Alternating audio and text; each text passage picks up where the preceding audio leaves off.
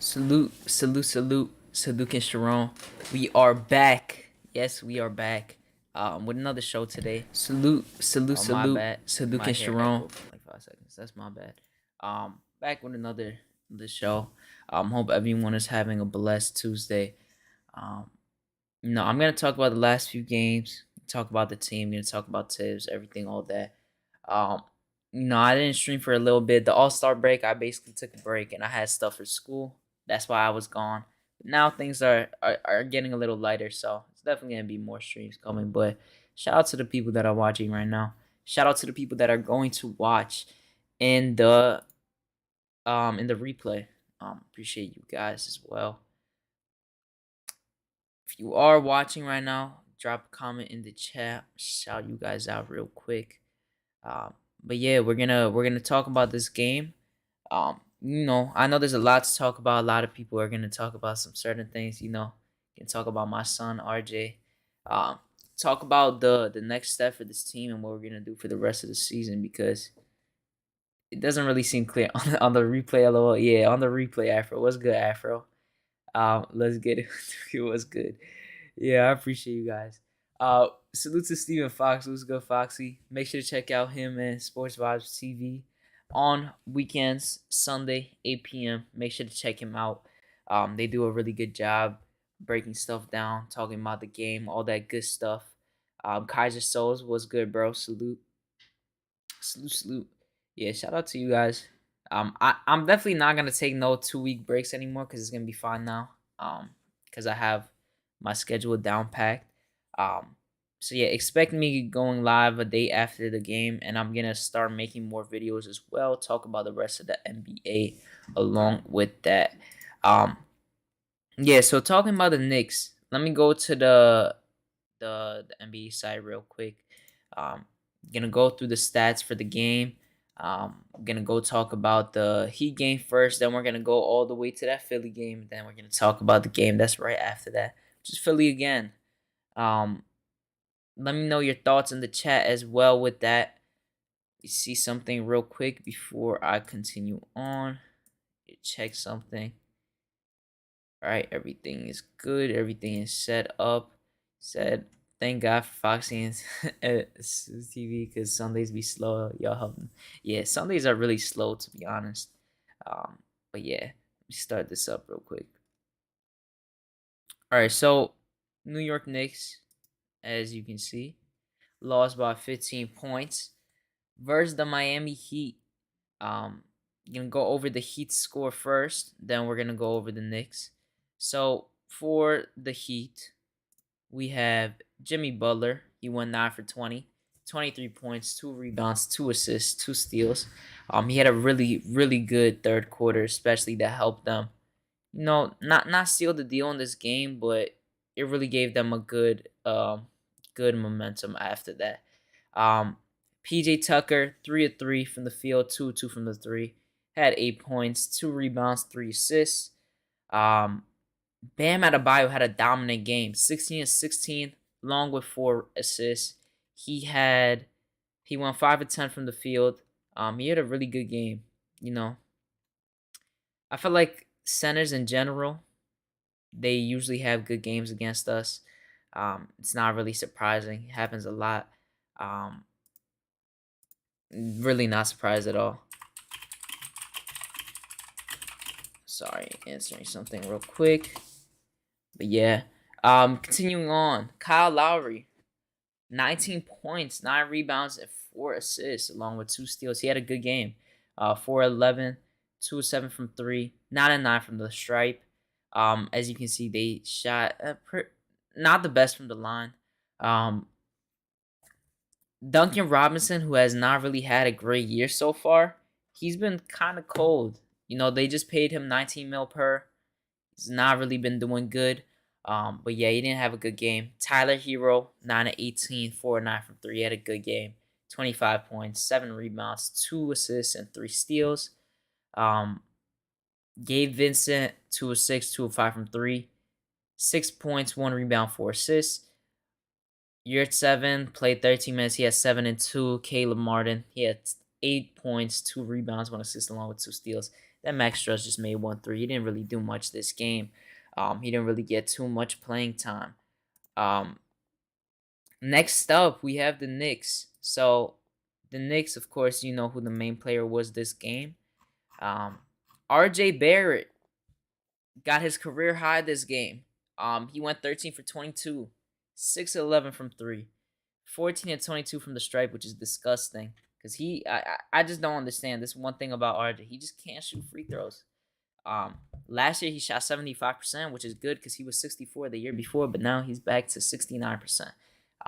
But he had his career high 46 points against one of the best defenses in the league. He had 30 in the first half. He was on fire, basically the whole game. He kind of got tired towards the end, especially in that fourth quarter. But he did all he can. Um, Julius Randle didn't have a good game, especially offensively. 2 of 15 from the field, 0 4 from 3, 7 8 from the stripe. He's been really good from the stripe recently. 11 points, 8 rebounds, 8 assists. His assists have been up this month, especially. I think he's averaging 6.5. Mitchell Robinson was trash this game. Offensively, he got 9 boards though, but still, he was trash offensively. He did have 5 fouls as well. He had 1 steal, 1 block, 3 turnovers. Alec Burks, our starting point guard, had 12, 8 and 2. This is one of his rare good games. 4 and 6 from the field, 2 of 4 from 3, 2 and 2 from stripe. He had an okay game. To be honest, nothing crazy. Then we got Evan Fournier, who had a bad game, 5 of 16, 3 of 10 from the field, 13 points, 3 rebounds, 2 assists. Jericho Sims, who a lot of people, including myself, were surprised that he was playing. He played 18 minutes. He didn't score, he didn't really shoot, but he did have 4 rebounds, 1 steal, 1 block, along with 2 fouls. Manuel Quickly, 3 of 7 from the field, 1 of 5 from 3, 7 points, 2 rebounds, 2 assists, along with 2 turnovers. He did have 5 fouls as well. A lot of fouls, not a lot, but a good amount of fouls were called this game. Obi Toppin, 3 points, 2 rebounds. He had solid minutes this game. Cam Reddish. Quentin Grimes played 14 seconds. Prayers out to him. He actually got injured, so I think he's out for at least 2 weeks. Then they're gonna get reevaluated, but I don't see him coming back, to be honest, anytime soon. Miles McBride came in for 2 minutes. You know, that's expected. Not gonna get a lot of minutes, but yeah. For this game was, it was really stressful, because we ended that first. I don't know. You guys tell me how you feel, but RJ basically in that first half, that whole entire time, he was going crazy, right? He was really efficient throughout the whole game, but in general, he had 30 points in the first half, and we scored 45 as a team in the first half. So he had 30 out of our 45. As you can see, he didn't really get much help this game. You know, the 2 guys that are getting paid the most on the team didn't show up. 2 of 15 from the field for Julius, 5 of 16 from Evan.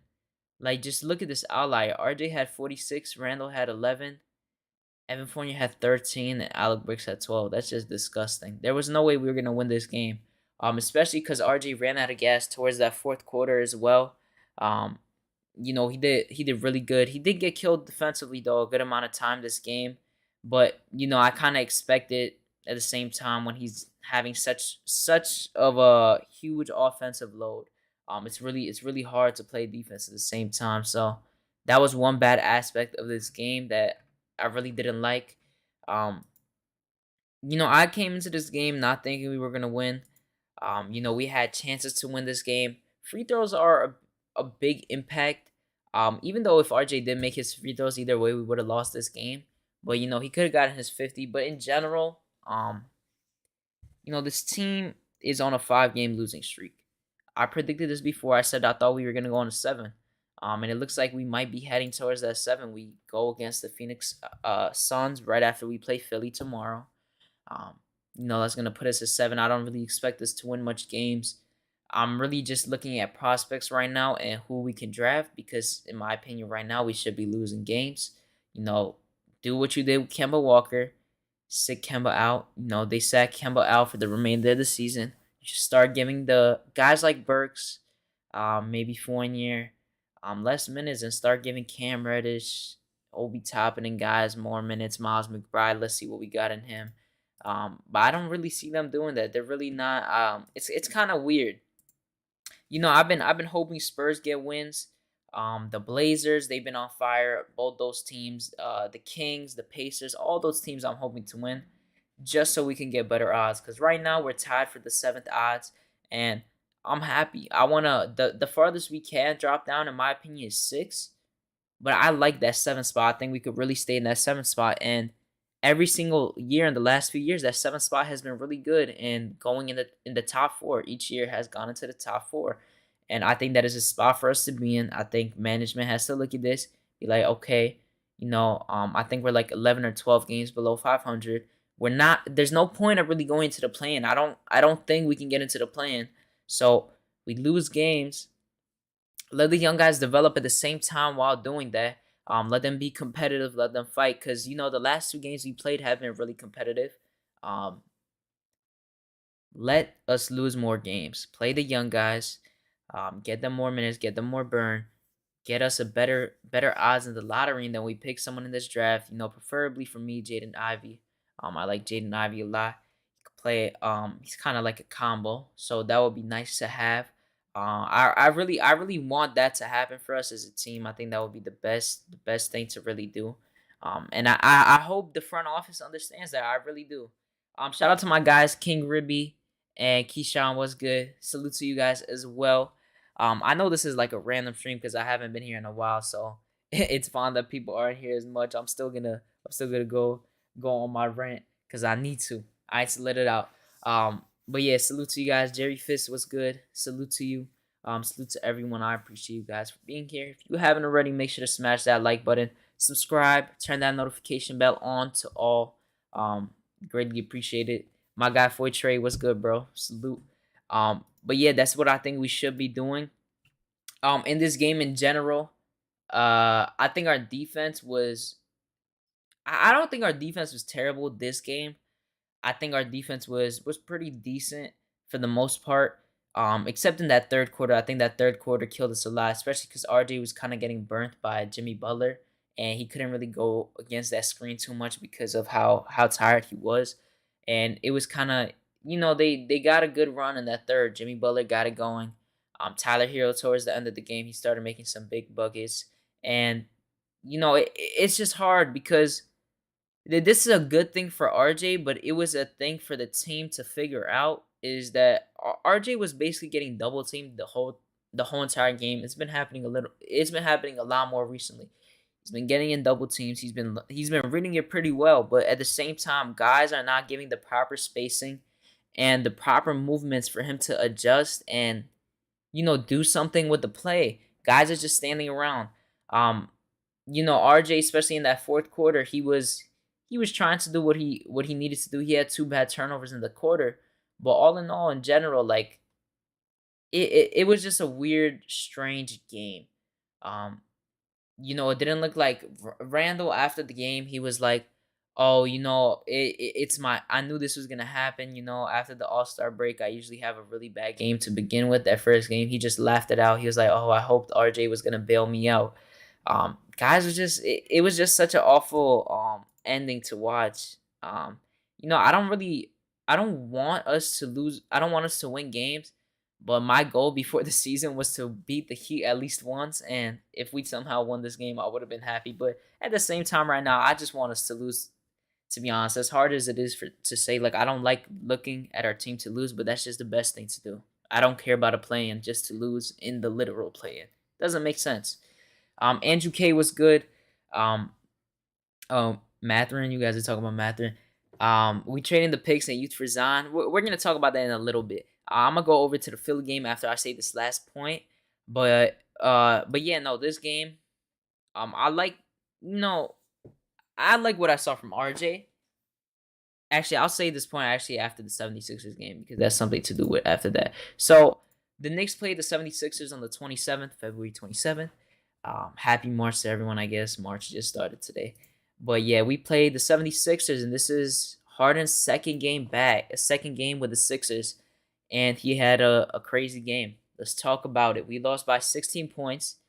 The score, I don't think the score truly says what was actually happening in this game because we kept it really competitive till the last 2 minutes where we kind of broke out. But let me go over the score real quick. Tobias Harris went 3 for 9. He didn't really have a good game. When you look at the Sixers, Tobias Harris kind of got to be that odd man out. The last few years they overpaid him because they didn't want to lose him for nothing, and they got him. He hasn't really been playing good, especially with Harden being in because he's not that he's not a catch and shoot type of guy. He's a guy that needs one dribble pull up. He needs to get to his post touches, but I don't really think that's the right thing for this team. So it's kind of hard for him to adjust right now. But he didn't really play a good game. He played all right. Um, the big three for this team technically right now, it goes in the order. It's Joel, Harden, and Maxey. It's not a specific order, but Maxey's that third option right now, and then Harden and Embiid are interchangeable. But yeah, Matisse Thybulle, he had a solid game. He had 8 points, 6 rebounds, 2 assists, and 3 steals. He's one of the best defenders in the league, especially in I think he's the best perimeter defender in the league, in my opinion. 4 6 in the field. 0-2 from 3. Him being able to shoot, especially them giving up Curry, is going to be a big factor in their playoff run, in my personal opinion, because he needs to know how to shoot. Because he's kind of on and off. He's hot and cold at certain moments. Joel Embiid made 7 field goals. Yeah, you read it right. He went 7 for 18, 7 field goals, and he scored 37 points. That's the NBA for you. He shot 27 free throw attempts, 23 he made. When you watch the Sixers, their first 2 games, they went over 70 free throws. And it's going to happen. Harden gets a lot of free throws. Joel Embiid gets a lot of free throws. I will say most of Joel's free throws, when he gets it, are fair because he does get hacked a lot. And, they're smart for doing it, but it's just annoying to watch, even though I like watching the Sixers. But he had 37, 9, 3, 1 steal, and he had 4 blocks along with 2 turnovers. I'll say this right now: Harden and Joel Embiid have looked really good so far. Tyrese Maxey has done a good job, especially because James Harden, he's gonna find you when you're open. Maxey has done a good thing. Tyrese Maxey plays off the ball really well, and Harden is just giving him another big factor to his game. He's gonna be open a lot. Joel Embiid is gonna cause it, as well as Harden. Harden had a triple-double in his second game. 29, 10, and 16. He dished out 16 assists with only 3 turnovers. And he also did have 5 steals. He went 8 of 14 from the line. 8 of 14 from the field, 3 of 7 from 3, and he went perfect from the line, 10 for 10. He had a great all-around game. He looked really good. Tyrese Maxey, 21 points, 7 rebounds, and 3 assists, along with 2 steals. He went 8 of 14 as well, 3 of 5 from 3, 2 of 3 from the stripe. Georgie Niang, 2 of 5, 2 of 5 from 3, 6 points, 4 fouls. Korkmaz didn't do anything this game. Danny Green just made 1 field goal. Paul Millsap, who they just acquired as well from that trade from the Nets, went 3 of 5. He had 6, 3, and 1. Shake Milton, 2 of 3. Nothing crazy for him. Now going over to the Knicks side. Before I go there, let me read what you guys are saying in the chat. Hopefully not. Zion fat and injury prone. Zion better know not to come to New York looking like Mark Henry. Philly looking good. I believe only team that could compete with them matchup wise is the Heat.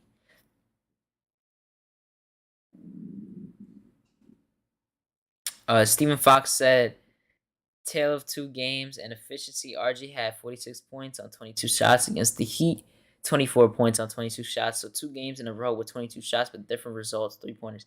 Yeah, I agree. I know last game was kind of he didn't make any threes, but that's also because he didn't really shoot that much. He only shot 3. But I feel like in general his 3-pointer is very important. At the same time, I don't think. I mean, I'm gonna go over it right now. I don't think 9 of 22 is really that bad because of how he started. Because he started 4 of 14 from the game, and then for the rest of the game, he went 5 for 8. So I think he had a really good second half. But his first half wasn't the best. I think his defense was fine most of the game. To be honest, I think that was the thing that was fine. His playmaking was really good this game. He had 6 assists. I'm gonna go over him right now. He has 6 assists. He made really good passes and finds. You saw the last 2 games, RJ running the offense. I'm gonna talk about that a little bit. C Mac, what's good, my guy? He said, "Bring my son Zion home. Stop playing with him, New York City." Yeah, stop playing. All right, let me read this real quick. RJ Barrett, coming off of the 46-point game, 9 for 22, 0 3 from 3, 6 of 10 from the stripe. You got to make your free throws. Come on, RJ. 24 points, 5 rebounds, 6 assists, along with 2 steals and 4 turnovers. Julius Randle, 4-13, another bad offensive game. 7 of 12 from the stripe, 1 of 4 from 3, 16 points, 10 rebounds. He did have 10 rebounds and 7 assists, but I mean, I kind of expect that from him. Mitchell Robinson had a terrible game. Mitchell Robinson and Jericho Sims both fouled out because they kept fouling Joel Embiid. That's why he had so many free throws. Some of the calls, Joel Embiid was putting his body into them, but for a good amount of them, they were just putting they were being way too aggressive and jumpy, which you're gonna expect, especially with Jericho Sims. But Mitchell Robinson, come on, man. He has 6 and 4 along with 1 assist. We're gonna talk about Mitch in a little bit as well and his contract situation. Our starting point guard had 0 points. Alec Burks, 6 points, 6 rebounds in 34 minutes, so he didn't do jack. Evan Fournier had a good game, 9 of 16, 6 of 11 from 3, 24 points. He did go over 3 from the line, though. Last night was a horrible game. I mean, last game, they were horrible from the line again. Not surprised. Jericho Sims, though, in the minutes he played, 18 minutes once again. He had 10 rebounds. Good to see 2 steals and 1 rebound. 2 steal and 1 block. Emmanuel quickly had a pretty good game in my opinion. This is one of his, I'll say, top games as this year, especially since he's been kind of slow this year. Emmanuel quickly, 5 of 13 from the field, 3 of 7 from 3, 8 of 8 from the stripe, 21 points, 5 rebounds, 1 steal, 1 assist. He did have 3 turnovers as well. Obi Toppin, 3 of 5. He had a good game for what he played, in my opinion. I like the way he was using his minutes, the way he was cutting, those little acrobatic layups he was making as well. He has 6 points and 2 rebounds. Cam Reddish, 3 of 6, 6 points, 3 rebounds, 2 assists, as well as 1 steal and 1 block and 2 turnovers. I think his defense has been pretty good. For the most part, I think he's being really aggressive. Sometimes he is a little too handsy and he gets fouls, but for the most part, I think he's done pretty decent. Offensively, for the shots he's taking, he's been pretty good. For some reason, though, sometimes his 3 misses so bad. I don't know why, but I like the way he's been playing, to be honest. I'm gonna talk about this right now. I want to know how you guys feel in the chat too, but it was kind of confusing for me, especially this game in that third and fourth quarter, why Alec Burks played over Cam, even though in half of Alec Burks' minutes, Cam Reddish played better than him. That's one thing I don't really understand with Thibs. That's a little strange to me. I definitely think that he should have been playing better. It really just didn't make sense to me. Oh no, it really didn't. Josh was good. What do you think the next step in his development is? Who are you talking about? Are you talking about RJ? PH Scissor was good. Knicks 3 and Jerry Fitz said Knicks 3 and 15 in last 18 games. All but 2 of losses were winnable. The better fourth quarter bad. Not as bad if we can add a couple of top players this offseason. There's not really a way you could, get better players this offseason because most of them are on player options. That's what they basically have. But yeah, we're 3 and 15. In the last 18 games, we have the worst record around the league. And, teams like the Pistons and stuff have better records than us, which is really sad to see. Said 0 assists. Yeah, I said he has 0 assists. Burks, shake my head. Cam just needs more time to get rhythm going. Yeah, no, I don't disagree with you. I definitely agree with that because I think there's a certain point where you have to play him more minutes, especially the rest of the season, to get him more comfortable. Josh, but you still training for RJ? No, okay, I like to see that. But yeah, said who did you say to bench? You're trolling. Okay, you're trolling. All right. But yeah, about Cam Reddish. I think this is messing Cam Reddish up a bit too. I don't like the way Thibs treats Cam Reddish because, it's cool giving him 16 minutes, but Grimes is out. He's going to be out for the next 2 weeks. This is an opportunity where Cam Reddish should play at least 20 minutes. But because of Thibs, he's only going to play 16 to 20, nothing crazy. But I really think Cam deserves these minutes. I think this is important for him. you got to see what you have with him, especially since this season is an end. They need to stop worrying about winning. That play-in does not matter. I promise you, it doesn't matter for a future. The highest you can go is the 10th seed. And trust me, you're not winning in that play-in. That play-in has really good teams. We're not winning a game in there. We're gonna go into the 10th seed just to lose the game. I really don't understand it. Um, Cam Reddish gets in the game. Sometimes guys miss him. I see him open a lot. It's kind of annoying to see, but I see him open a lot and people don't pass it to him. But at the same time, he produces for what he plays. He doesn't really get crazy amount of touches. One thing I will say though is I love seeing him and RJ on the court. That play where Cam was going for the ball, he made it go loose, and then he forced the guy to pass it to the other side of the court, and RJ got the steal. He threw it right to Cam, and Cam got a nice acrobatic layup. I need to see them on the court more because the chemistry is really nice to see. You got two guys that are long paws that have great defensive ability, and they both can run. And I think that's really good for both of their development. I really do. Before I read some stuff in the chat, give me a second. I have to check something real quick.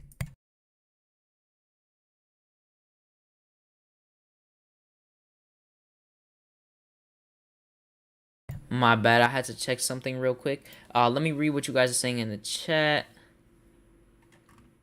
Let's see. He said, by the way, Cully was good to my guy. Cully was good. Hope you're doing good. Says Josh said, I was referring to RJ with the development question. What's the next step in your opinion? Well, you're seeing it the last two games. RJ is mainly being, I wouldn't say our main facilitator, but it looks like RJ is getting the ball way more in the offensive end. And this is something I haven't really seen from RJ until like these last two games. RJ is calling out for picks from the guards to get mismatches. And he's taking advantage of those mismatches. You saw it in the Heat game. He was doing that against Hero. Every single time Hero was in his way, that was food. That was barbecue chicken every single time, or he would be getting a foul. He did the same in Philly. He was trying to get Matisse off of him, and he kept trying to get Harden on him for a mismatch. And it ended up doing well because most of the time he's going at the basket. He's getting his way. And people because people have this misconstrued thing that RJ does not go right. But RJ does go right, and you saw it yesterday in the last two games. He's been really good with his right hand, showing him more. He's being more ambidextrous, even though he's actually a righty, but he shoots left and plays left. He's been showing a lot of things for me. I think the next step is I think we're in a place right now where we're giving RJ the keys, but in the same time, I don't know if Randall. It's not like throwing shade at Randall, but I don't think if that Randall is fully into that. Like I don't think he wants to give. I don't think. I think that's what's kind of getting into the way of giving RJ the full on keys because that's what I really want to see right now. I think RJ should get the offensive load at this point, and guys, I've been saying this for so long. Run RJ at the point guard. You don't have to list him as the point guard, but run him as the point guard full time throughout the whole entire game when he's in there. Run him as the main facilitator. Because you see how he got 6 assists this game? He could be getting 5, 6 assists at least every single game if he do that because he's really good at finding players. He's one of the only. I'm going to talk about Mitch in a little bit, but Mitch, like he's the only person that constantly looks for Mitch in the post to try to get him lobs. I agree. I saw him call for those switches a lot. His next step for me is to play playoff basketball so the entire league and country can see him. I mean, that I understand the playoff basketball thing, but you're not getting in the playoffs. That's my point. The 10th seed, we're going to have to play a really good team, and I don't see us beating two good teams in a row to get into the legit playoffs in general. So that is just a waste of my time. Almost every single game continuing on is on national TV. We have 4 more games in a row right now that are on national TV where RJ can showcase that. That's why I'm happy. And that's where they're going to see it. That's why RJ right now on Twitter and everything is getting more love from other fan bases. I saw a Hawks fan. A Hawks fan was praising RJ and saying he's actually one of his favorite underrated players now. And he said that he really likes him. Next year, I'm already beyond this year. Oh, yeah, then I agree with you. I'm gonna talk a little bit more about RJ in a little bit. Let me read what you guys are saying in the chat. Pierce Duggar was good. Salute. He said these young guys to play big minutes, 5 games in a row before we can start judging them. They gotta just stay while they stay in games through their mistakes. I agree with you. Um, Afro said we need to run. Agreed. RJ needs to be more efficient and hit them damn free throws. Um, the free throws 100%. But the thing with efficiency with RJ right now is that these last 2 months, RJ has gotten better in efficiency. He's shooting 44%. There are certain scenarios where you see RJ get into the I'm fine with it because it shows his growth and development because he's getting to his spots. He's getting to his spots in the paint and he's just slightly missing. And I'm fine with seeing that happen because that's showing development. At some point, he's gonna start making a lot more of those. That's why I'm really okay with it. And most of the time, he's getting free throws now. Um, his free throw draw rate has gone up every single month. I saw a stat of it in January. He was getting 6 free throws per game. This month so far, I mean last month, the whole month of February, he was getting 10. So I'm really fine with him doing that. To be honest, I'm not really I'm not triggered by his efficiency at all. I think it's definitely gonna get better. RJ's been showing his right a lot lately. Yeah, for the good of building around RJ, the Knicks needs to trade Randall. I do agree with that too. I think we need to trade Randall in the summer. I'm still on that. It's not because I have no ill will with Randall, but I just don't think he's a good guy to build around with this team. Um, Salute Duke was good. Drew more. I've been saying since they've been drafted, build around RJ. Same thing. RJ needs most is a PG that can take some of the load. RJ needs a backcourt mate. You see, the PG thing for me is that the PG thing is not just for RJ, because you know the PG in general can help everyone get easy buckets. I'm telling you, just look at Harden, look at good playmakers. They get their guys easy buckets, and they know the exact place to pass it to them. They know their players. That's why I say even if RJ even had a good point guard that knew how to play make, he would be averaging more, and he would be getting a lot more free buckets. Salute to Julian Blum. He says salute RJ the new MJ. That's funny. It's only simple mathematics. We got something on our team that certain vets do not pass. If you run RJ, if you run RJ as the primary ball handler, the Knicks need a secondary ball handler, the PG like a George Hill Brunson type, if you know what I mean. The prime. Okay, so I don't think I'm saying that RJ should be the Knicks point guard. That's not what I'm saying. I'm saying for the rest of the season you should be doing that. I think the first 3 years they could have easily been doing that. Just develop his playmaking more because I know he has it. If the Knicks get themselves a point guard, I'm easily fine with the point guard running point and then RJ having it like 25% of the time to play make because they're both capable. I like that you are acknowledging that RJ is developing. I always acknowledge when RJ is developing. I always do. I see them freeze out Grimes, Cam, even RJ at times. I mean, yeah, that happens all the time. That's why I think Cam should get more time. He's a good playmaker in my opinion. I don't think that Cam is. I mean, Cam is not a bad playmaker. I think he's a decent one. It depends in the space. Cause more like inside the paint stuff. I think Cam is a decent to good one. But I don't know. I'm not looking for him to play point guard, to be honest, in my personal opinion. But let me. I think I finished reading these stats off. But let me kind of talk about this Philly game. What I saw. Um, in the first half, RJ, he was putting up shots in the paint, a lot of shots in the paint, and he was getting some free throws, but at the same time, he was just barely missing them. He took some tough layups that I didn't really like, but I think is good for his development in general, finishing wise and getting at the basket. Um, Randall didn't really have a good half, but he did. He was playmaking, rebounding like he always does. Um, Mitchell Robinson was just too handsy. He wasn't really putting up a good fight. I don't know. It was really weird. Alec Burks as well, nothing. He really didn't give me anything. Evan Fournier was good the whole entire game. Besides his defense, which is a common thing for him. You already know this. Quickly had a good all around game, I will say. Obi Toppin as well and Cam. But the thing that bothered me the most this whole entire game, and I'm sure you guys agree with me, the defense was trash this whole entire game.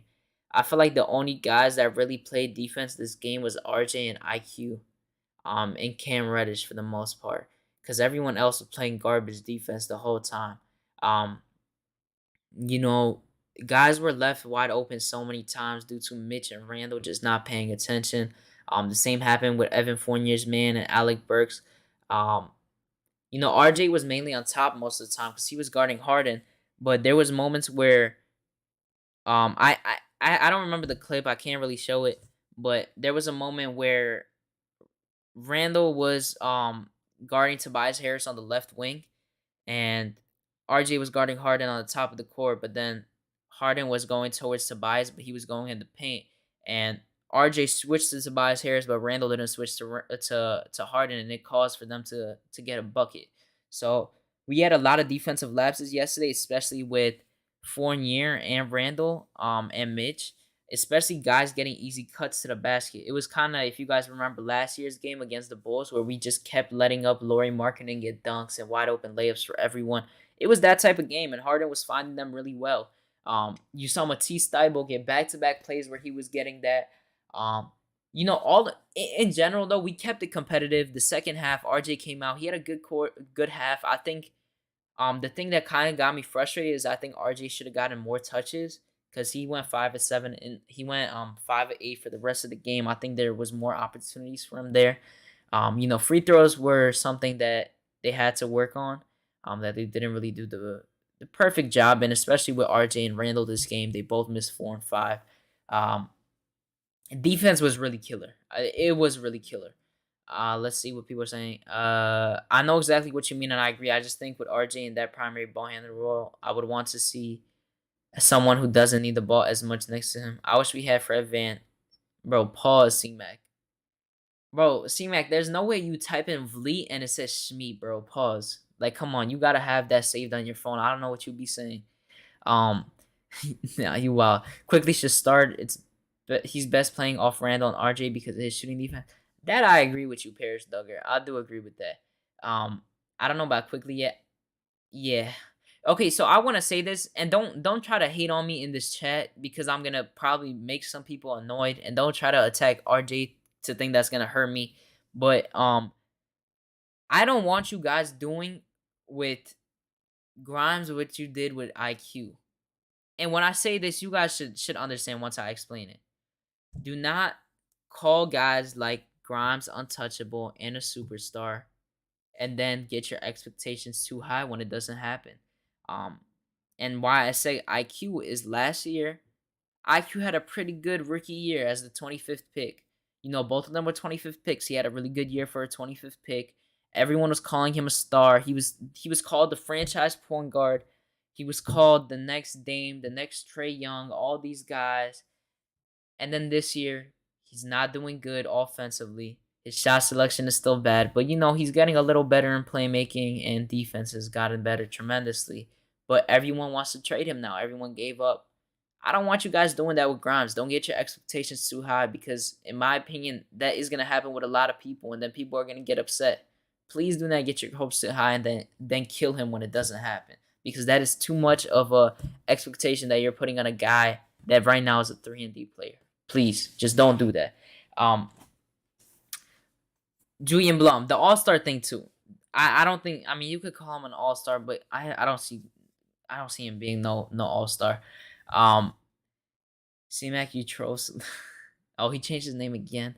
I want to see McBride get out there because what do we have to lose by playing him? I don't know. Thibs, you gotta ask Thibs. The thing that gets me mad with Thibs's press conferences is I heard a press conference for the loss against the Nets let me talk about this dude because I wasn't live. So before the All-Star break, we lost 3 20-point leads, and one of them was a 28-point lead to the Nets that I knew was gonna happen. We went up by 28. Randall had a good game. But he had a so this is the thing. I'm gonna talk about Randall's stretch, and I think you guys are gonna agree with me. Randall had a good 6-7 game stretch where he was putting up numbers, but we won one of those games, I think, or two. And that's not diminishing what he did, but he played terrible in most of those fourth quarters. He just didn't play good, and he either shot poorly or the whole offense just changed entirely, and it just didn't look good. They had no urgency. That's what was happening.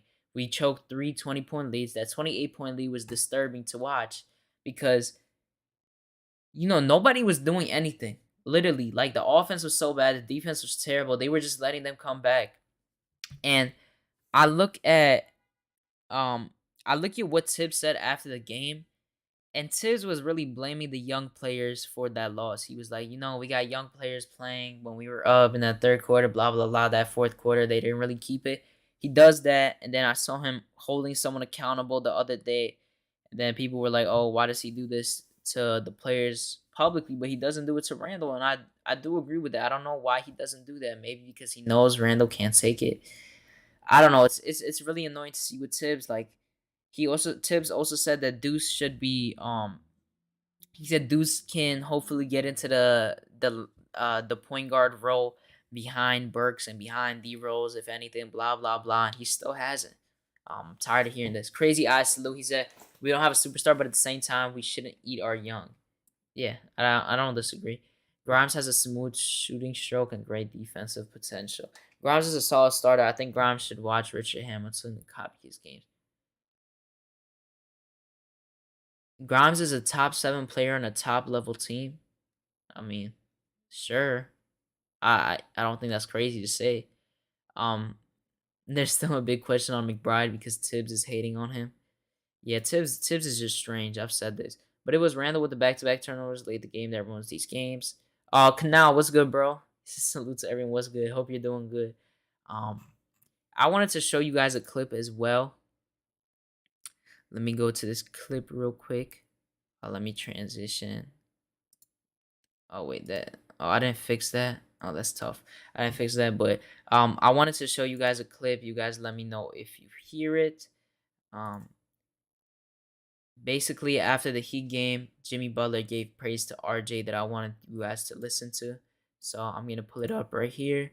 Voice crack. I'm going to mute it and let you guys.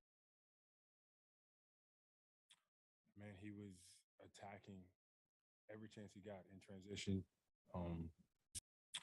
Man, he was attacking every chance he got in transition. Getting to the cup, getting to the free throw line, making the 3-ball. Like, he had a hell of a game, all-around game at that. But we all know that he's capable of that. I don't think anybody is surprised or should be surprised. He's going to definitely be playing in this league for a long time, and he's going to be the face of the Knicks. That's really good to hear, especially because a lot of people compare RJ to a guy that has a similar play style to Butler, can have the same effect maybe one day.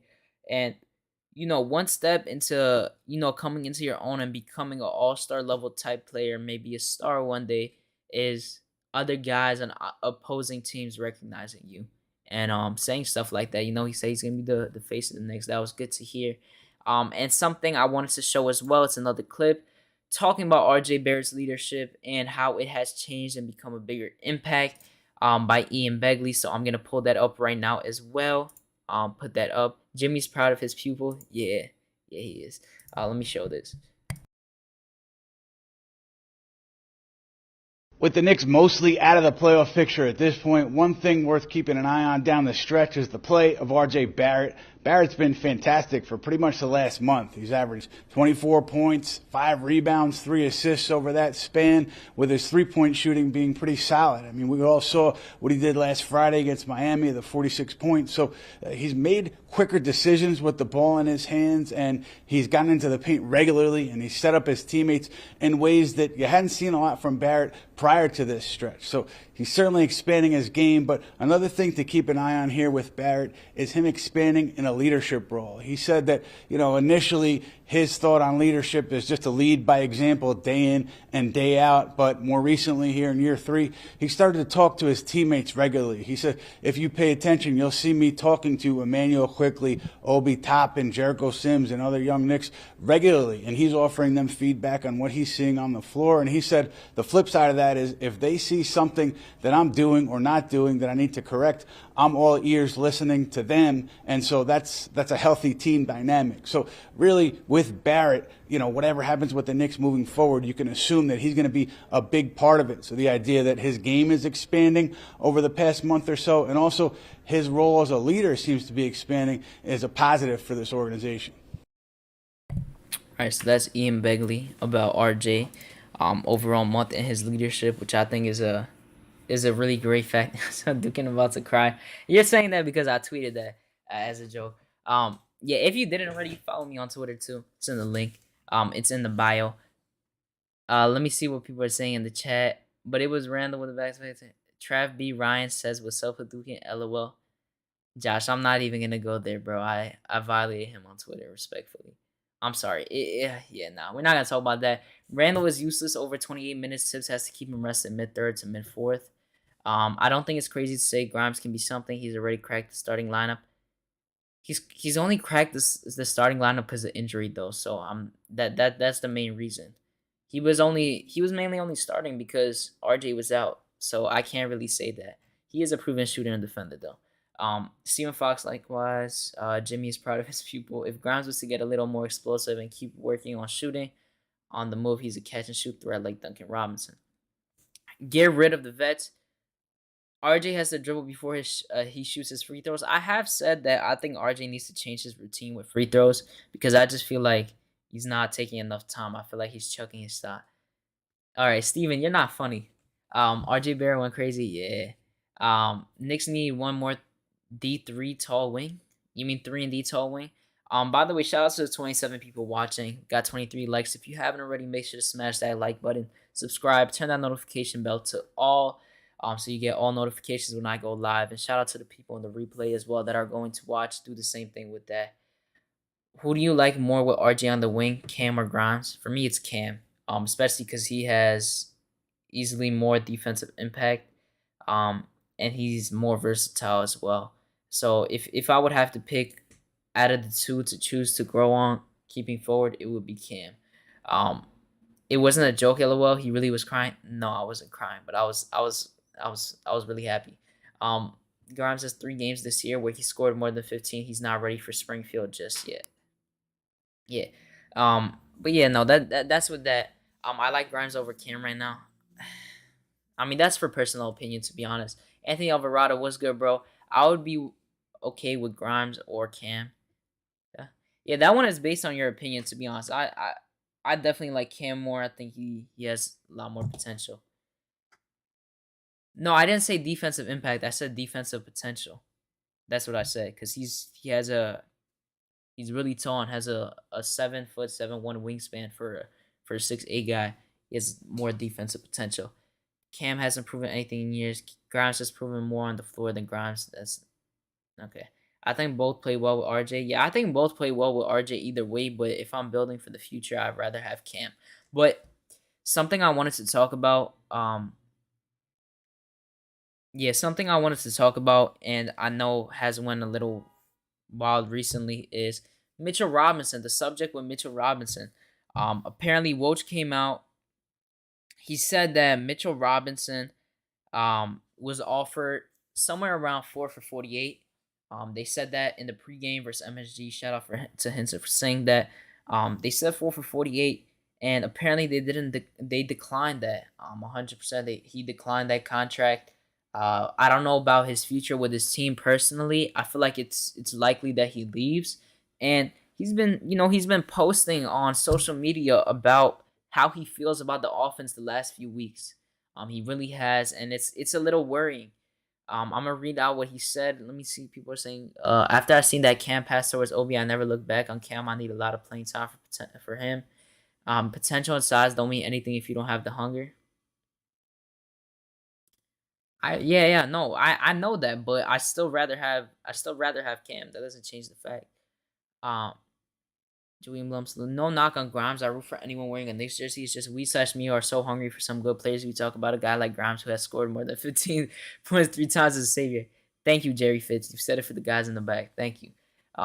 Pause. But yeah, Grimes all-star at best, but who knows? Boy got skill though. I just don't see that ever happening, to be honest. So this is something.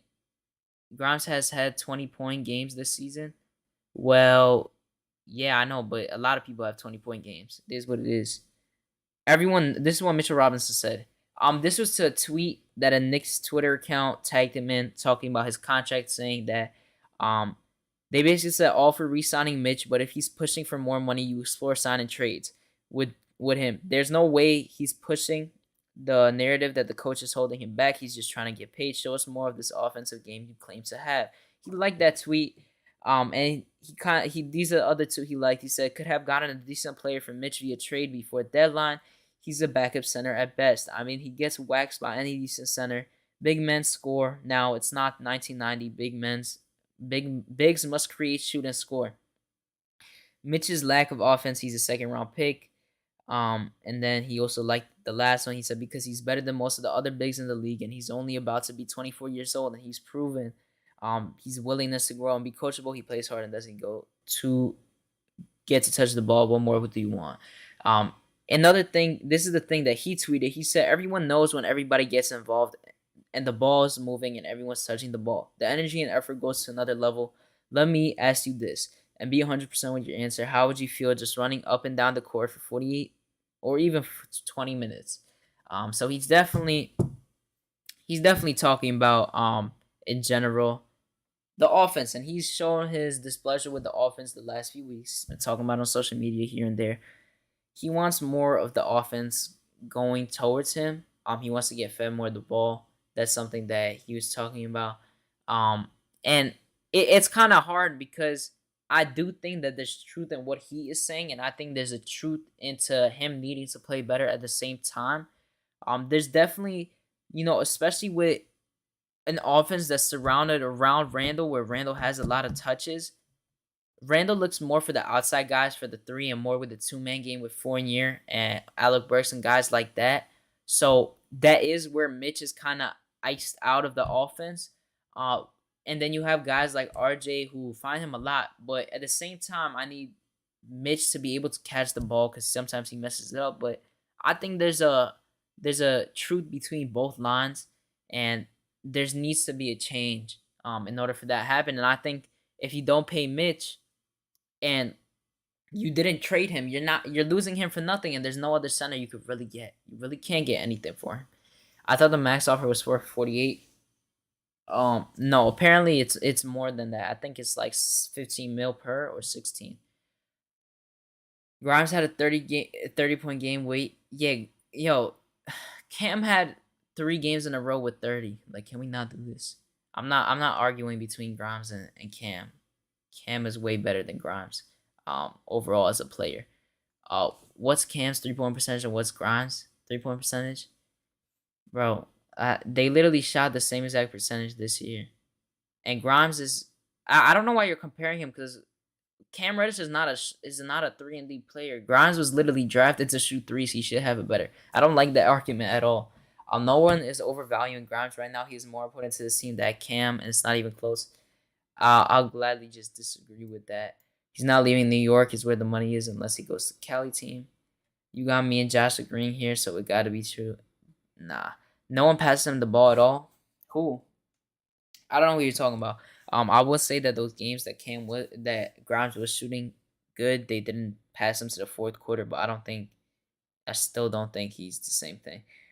Cam plays RJ's position like Obi plays Randall's, and Thibs plays RJ. Jerry Fitz, I don't agree with that because Cam does not play RJ's position. Cam plays Fournier's position. So I don't really think that's true. White Falcon, salute to White Falcon. What's good? Not only that you don't have to give Grimes the ball for him to be effective, he would just find open and shoot. Cam needs the ball in his hands. Yeah, he needs the ball in his hands, but he could also catch and shoot if he gets the ball. No one passes the ball to Mitch. Yeah, no, Canal, I agree with you. I definitely agree with you.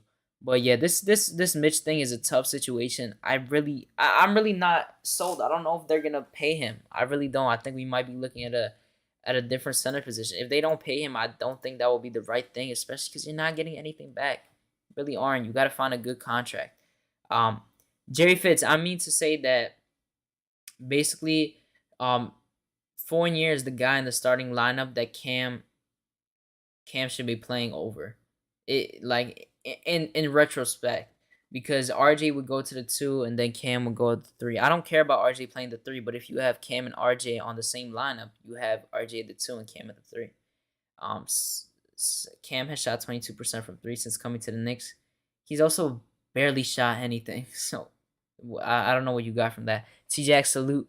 Mitchell will be better once we get a point guard. Yeah, that's the problem. I don't think we are getting a point guard. This team is really strange with point guards. Like, they shy away from them way too much. I really don't understand it at all. I really don't. It's really a confusing factor with this team. Grimes is a fundamental player like Sims. That's best attribute. We need to trade Randall and Grimes for Zion, start OB, and trade D Rose for Trey Jones. Duke Big Four, Joker pull up at 2023 free agent. Keep Mitch for backup. Cam can play 3-2 and some PG at least better than Burks.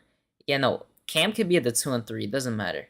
It really doesn't matter. That's why I say I would put him over Fournier. You put him over Fournier. You could also just run a lineup. Like if you want to do this right now, you could just run. You can run RJ at PG, Fournier at the 2, and Cam at the 3 if you really wanted to. RJ needs Jalen Brunson next to him. I've said this before. I'm not really high on Jalen Brunson. He's a good player, but he's way too inconsistent for me, and I don't trust him to be a starter for my team. FYI, only 5 players in the NBA have more made 3-pointers than Fournier this year. Yeah, you're right. I've seen that. If you put RJ at the 2 and Cam at the 3, we consider putting Grimes at the 1 in certain occasions. I mean, I don't think it would really matter if you put him at the 1 because I think RJ would be playing the 1 technically. He would be playing main facilitator, so the label wouldn't really matter. It's kind of what you're seeing right now. RJ's labeled the 3, but he's kind of playing the 1 at the same time. So I don't think it would specifically matter, in my personal opinion. But I do think right now, a thing is that we should continue catering to RJ, letting him be the main offensive guy and the main playmaker.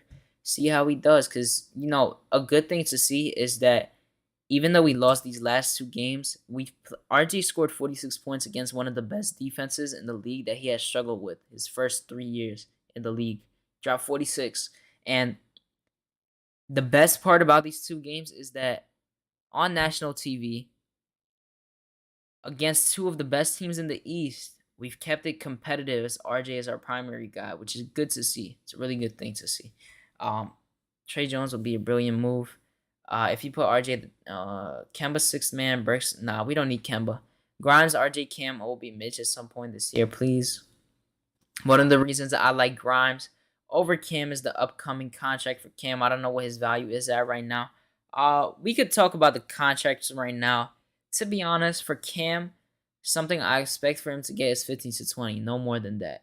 From this team, from the Knicks. If we're gonna keep him, which I do expect us to keep, I think he's gonna get 15 to 20. I really do. Visions was good. He said Mitch talking about Randall. Yeah, I wanted to ask you guys, who do you guys think he's referring to? Because in my opinion, Mitch is kind of talking towards Randall and Thibs because they're the guys that are primarily around the offense and the ones that generated. So I do think he's talking towards them. If you haven't yet, by the way, smash that like button, show your support. Appreciate you guys for being here. We got 34 people in the chat. Hope you guys are all doing well. I appreciate you guys. What we need is to bring in Atkinson so we can run a Warriors style of offense with this young squad. I wanted Atkinson before we got Thibs, to be honest. I really did. Yeah, I really did want to see him, but we have Thibs right now, and I don't think that's changing. 15 to 20 mil for someone who we have not seen. Next year we will be able to know. Yeah, but the thing is, this is how you pay. You look at guys getting paid. Guys get paid off of potential, off their rookie contract. You look at MPJ. MPJ has a lot of known back issues, and he got the complete max off of potential. All these guys are getting paid off of potential. It's just how it is in the league right now. If we get a coach to give the playmaking keys to RJ and Cam, let them grow into it, we could really grow. Duke Big Four needs to be in New York. RJ the plug box office. I will say this right now, and I've told you guys this so many times, and people just didn't see it happening at all, and once we got Cam, people saw it. I told you guys that Zion is going to be with RJ on the Knicks at some point, or they're going to play on the same team at one point in their career. I still see it happening. I told you the big 3 is going to happen one time, and I do really think it's going to happen. I think it might happen this offseason. Might happen next. You really got to see, because this is where they got to pay Zion. I don't think Zion wants to go back. It's really clear that he doesn't. So we'll see what happens with that. I do think we're going to be offering him a contract. I do think we might see Zion in Knicks jersey next season. I really do. If we to pay Reddish, we would have to first get rid of some of these veterans. I'm fine with that. We seen what MPJ can do though, with or without the back end. Denver is smaller, so they have. Josh, I understand that, but MPJ literally has like a crazy back issue that they've known of. And I mean, he was averaging 18, 19 points and he got the full on max. Like he got the 170 max. Like that's a lot of money for a guy off of just potential and 19 points per game. That's a lot of money. That really is. But I'm telling you, Cam 15-20, like he's MPJ got 170. Let me see how much that is, because I don't know how much that is per year. I'm gonna check right now. Let's see, calculator. That is whatever. He's basically getting around 35, 34 mil per year. And that's crazy. That really is. I do think Cam is gonna get no matter what 15-20 at least. Said you gotta choose Duke, Big Four, or Paul George with the Knicks. Stop trolling. Stop trolling. I'll take the Big Four. MPJ got 35-40 mil a year. Yeah, that's what I'm telling you. That's insane. That's literally insane. My sites are on OKC. Their payroll is 55 mil. 81 with Kemba's 26 mil. SGA jumps to 30 mil from 5.5. Next year he will be improved. They have 100 younger, cheaper. Jerry Fitz, you see, the thing with me is I would love SGA on the Knicks. I think him and RG would play amazing together. I hope, because I hope that SGA wants to leave, because at some point his first 3 games back from injury and after the All-Star break are 30 plus on really good efficiency. At some point, you're gonna need to get him a winning environment, and I do not see that happening in OKC. So I do expect him to ask out soon. Maybe next year. You see when it happens. You put up an offer for him, and I'll do that easily. I'll get an offer up for him. They might just want to play Giddey instead of him. You know, put them as the primary ball handler. MPJ is way better than Reddish. MPJ is a walking bucket. Kaiser, this has nothing to do with MPJ being better than him. I'm just talking about players getting money with potential. That's my point. That really is my point. Yeah, that's basically my point with that. But yeah, we're playing Philly next game. Playing Philly again. This gonna be in Philly this time in their arena. I'm expecting another loss. I'm just hoping from now on, and I said this before, I'm hoping for competitive games, but I'm hoping for losses. And I'm hoping for RJ to do really good in every game. And I'm hoping for the young guys to eat. That's really all I'm hoping for right now. That's my plan for the rest of the season. I think a lot of people are feeling that same way. Just let me see RJ go crazy. Let me see the young guys get minutes. I want to see Cam get minutes with RJ. Let Miles McBride play. And by the way, something I did forget and I just remembered. I was giving Thibs credit before, not in this show, but I was on Guillermo. Make sure to check out Legion of Knicks. Does the play-by-play every single time.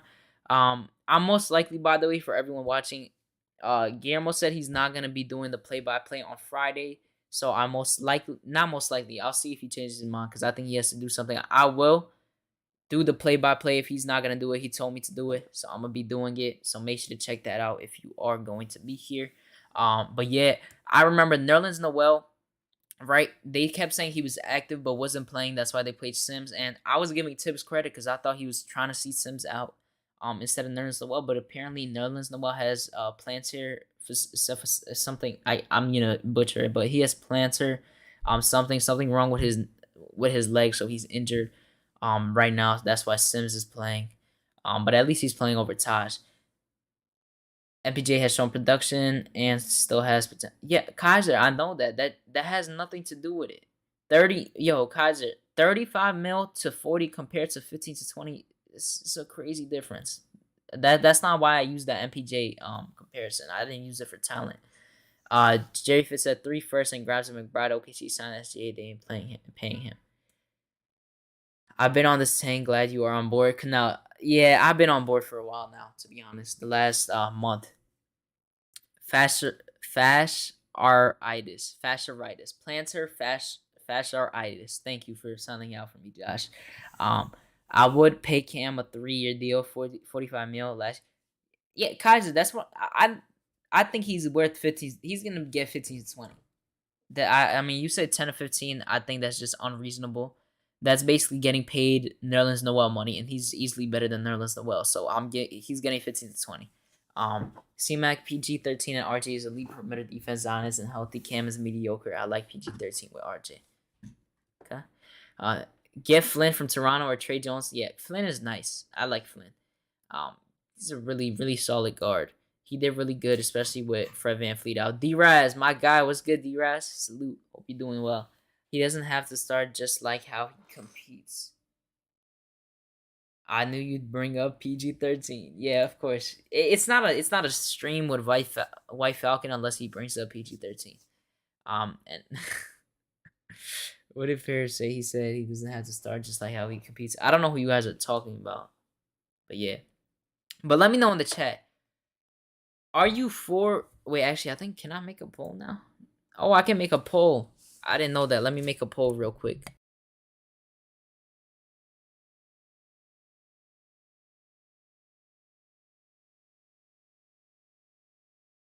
All right, I'm making a poll real quick because I want to ask you guys something. All right.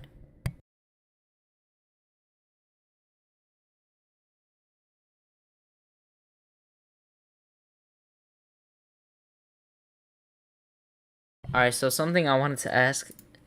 Let me see. Can I do this? I don't know if I should add this player because I don't think it's gonna happen, but I'll add him too. All right, so I put 3 options up. I'll put it in the chat as well. It's gonna be on the community tab. Let me see if you guys see it. I want to see if I can see it. I put on the poll just to see who you guys would like to trade for out of the 3 players I showed. I'm gonna check on my phone to see. Oh, it pops up here. So there's a poll running. Who are you trading for? Zion, SGA, and Donovan Mitchell. Hadouken knows how to make polls now. Nah, C-Mac, I never had the option before to make it. I guess they just added it for me because I think you need like a certain amount to do it. But yeah, Hadouken knows. Yo, you're a troll. He might be Oubre one day. Kelly Oubre got 2 for 26. But the reason Kelly Oubre got 2 for 26 is because he was asking for 18 and 20, and I think he just wanted to change the scenery that was like gonna fit him well. To be honest, that runs. Let's see. People are saying a vote. The consent. Damn, nobody is. Wait, so nobody is doing Donovan Mitchell? So nobody's just gonna vote Donovan Mitchell? Interesting. Everyone vote in the poll. You could just see it as the blue bar that hangs up above the chat. If you are not looking at the chat, make sure to do that. It's gonna be up in the community tab as well. I think I can post there now. Maybe I need to see. We were talking about Flynn. Hadouken knows how to make polls. I don't see Cam Reddish. How y'all see Reddish? I actually think it's really disrespectful to Paul George to even be compared. PG is one of my non-Nick favorite players too, but voice crack. But Cam Reddish. I said this before. I think Cam Reddish has a lot of upside. He has a lot of potential, offensively and defensively. I don't know if he's ever gonna reach it, but I do think no matter what, he's at least gonna get that 16 point per game threshold one day. I think he's gonna be fine, to be honest. I really do.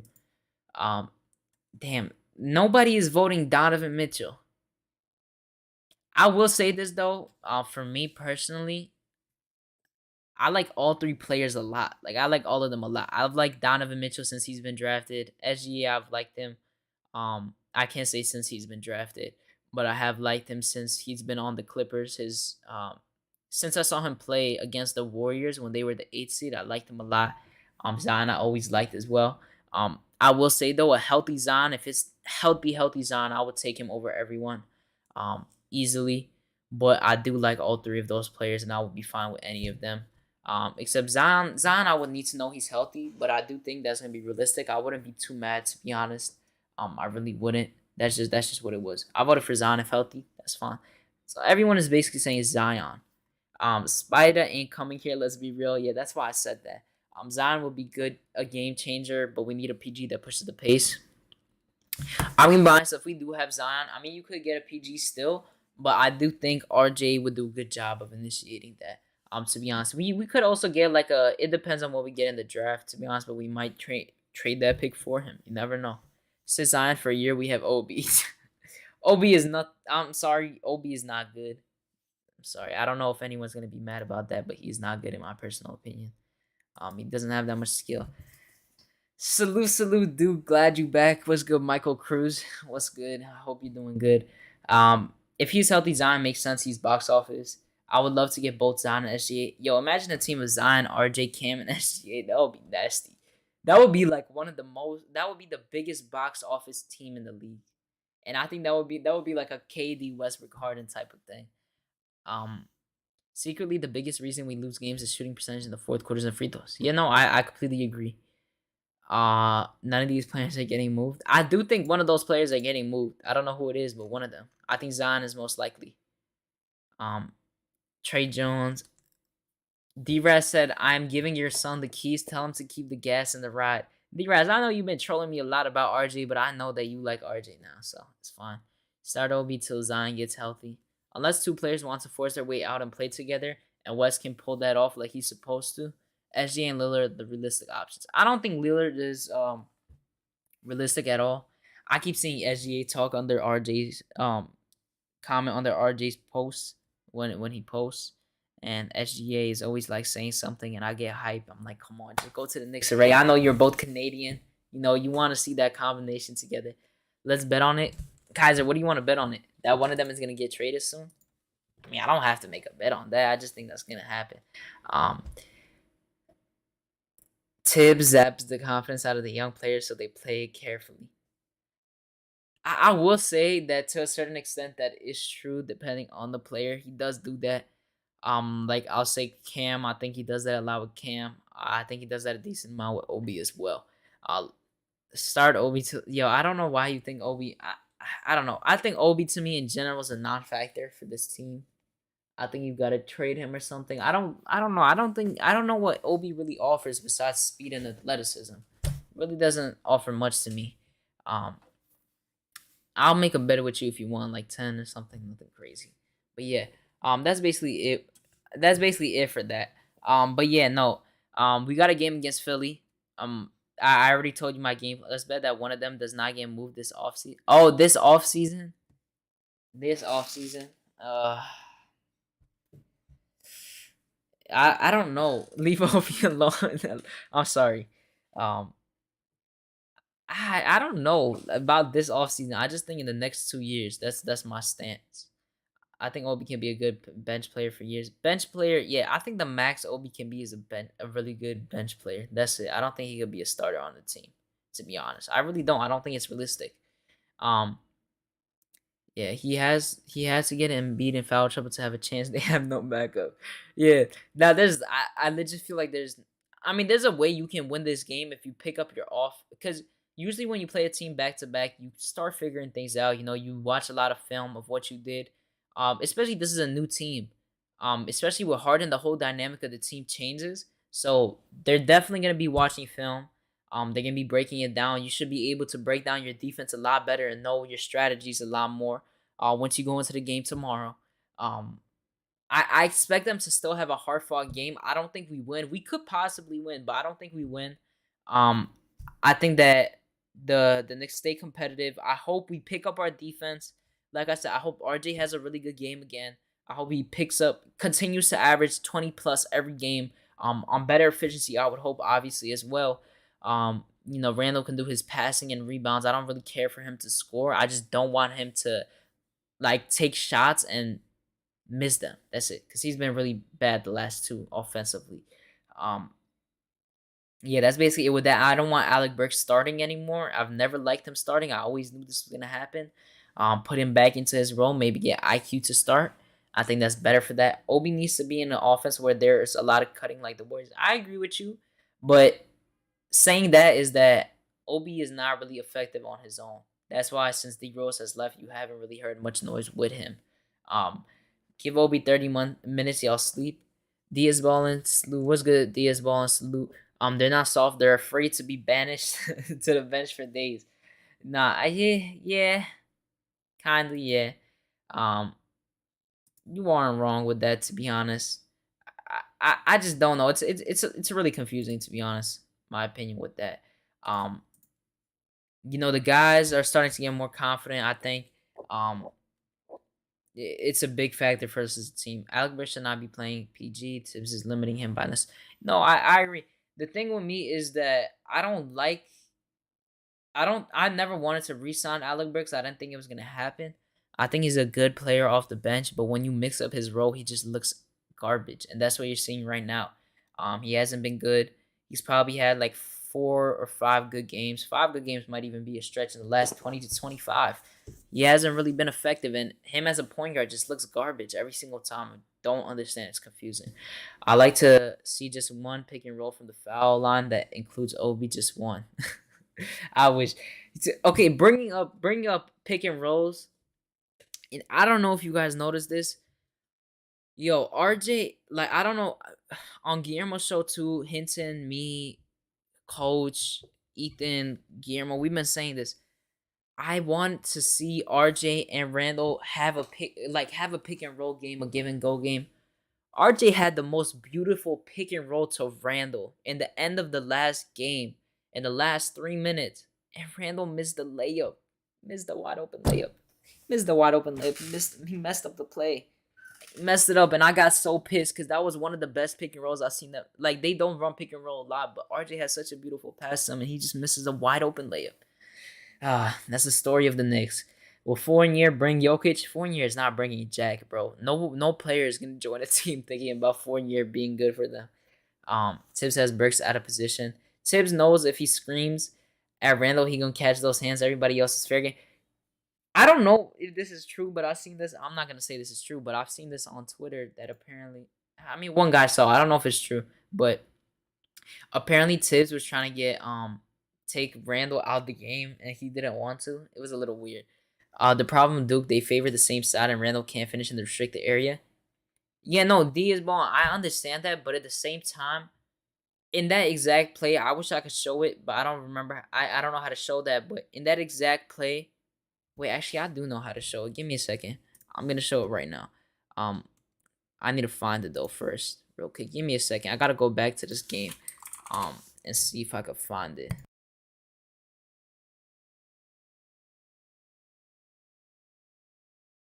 Alright, so I think it's actually here. Oh, yeah, it is here. Okay, let me see this. Wait, actually, it's not here.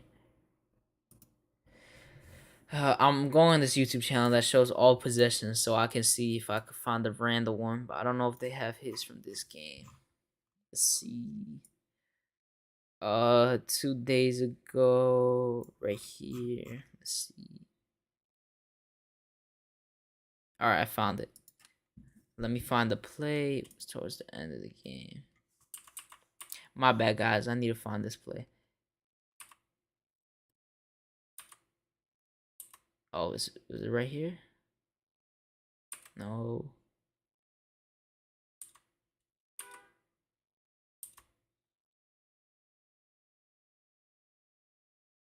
My bad. I'm going to the exact play.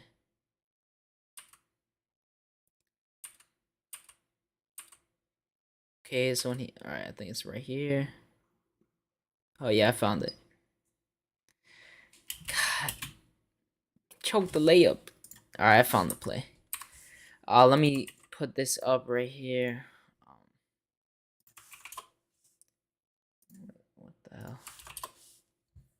Alright, so this was the play. It was right over here.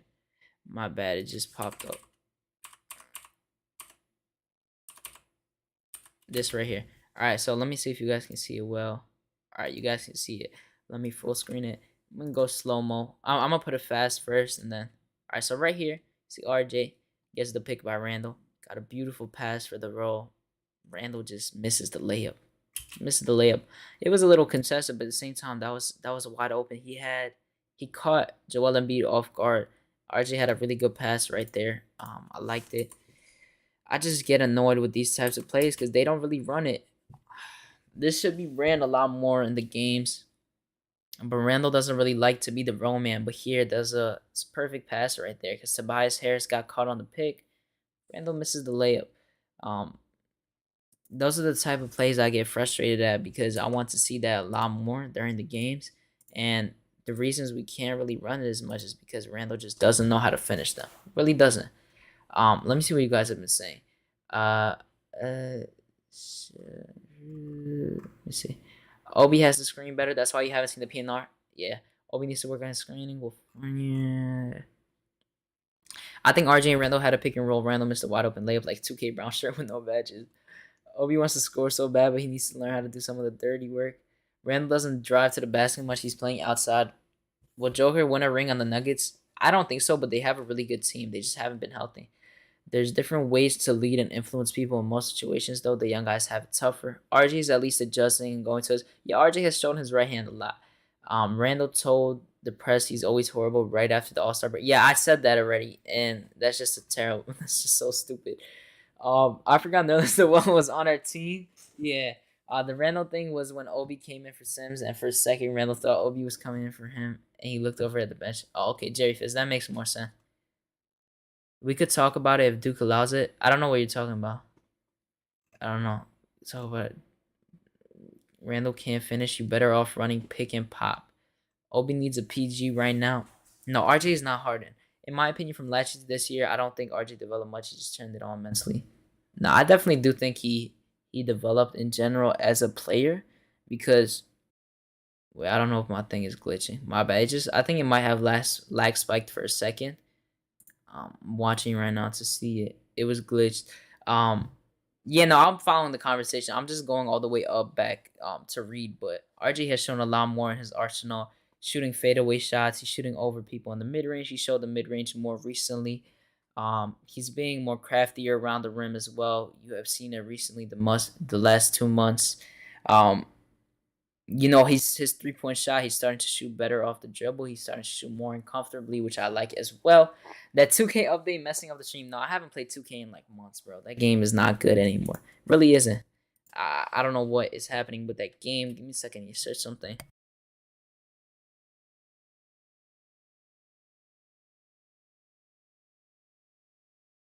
Alright, I had to search something.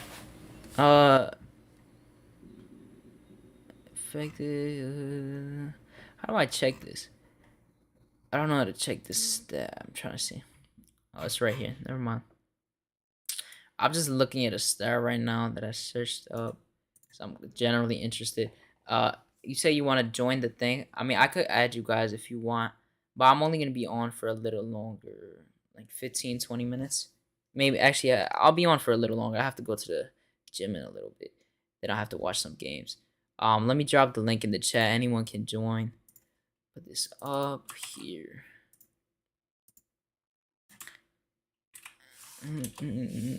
I dropped the link in the chat.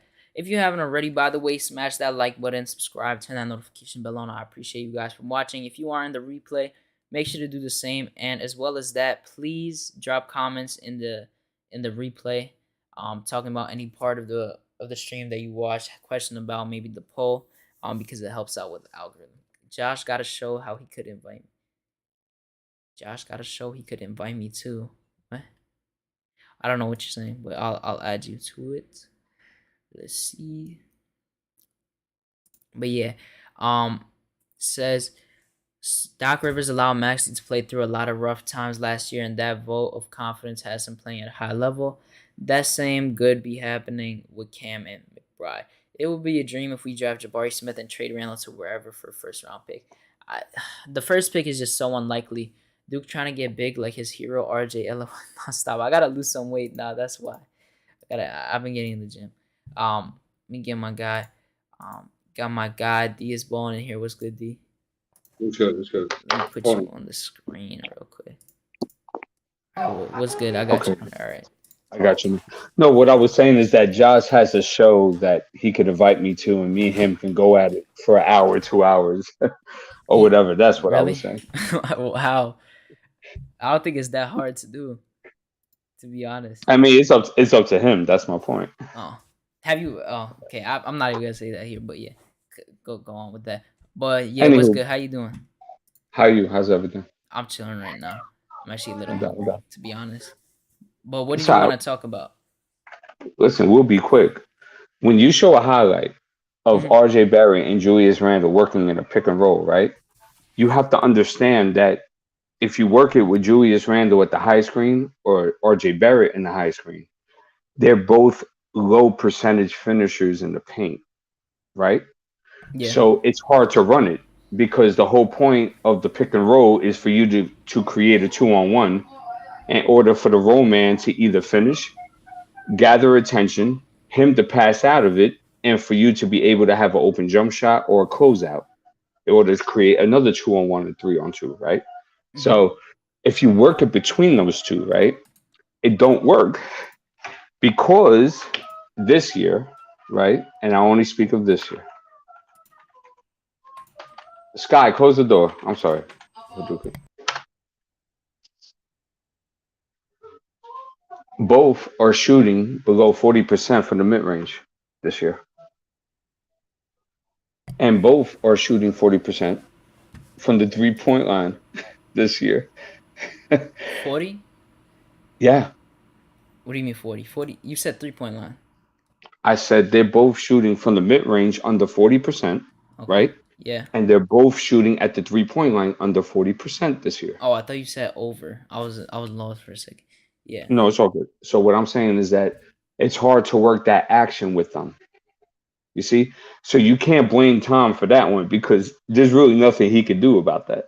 Oh yeah, I'm not blaming Tom for that. I'm blaming the players for that. That was my point with Randall, because I feel like, especially a guy like I feel like with Randall, I mean Randall has been playing better recently except the last two, but Mhm. in general he should be a guy that plays downhill and he just doesn't. That's like his problem. And RJ, he I feel like his stretch with the slump hurt him so much that it shows it like that. But as of late, in general, the last 2 months, I think he's been finishing pretty good. To be honest. And in general, I Mhm. just think that, I mean, even if they miss the shot, I just think that is a high IQ basketball play that they could be running and they just haven't done so long. Um, Okay. Okay. they can catch a Hadouken, defender. the latter, I completely agree with you. And let's take it a step further, right? Mm-hmm.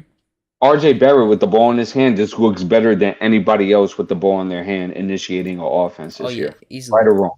easily. Right. So let's just do that. And let's run all different types of action. Oh, 100%. I agree.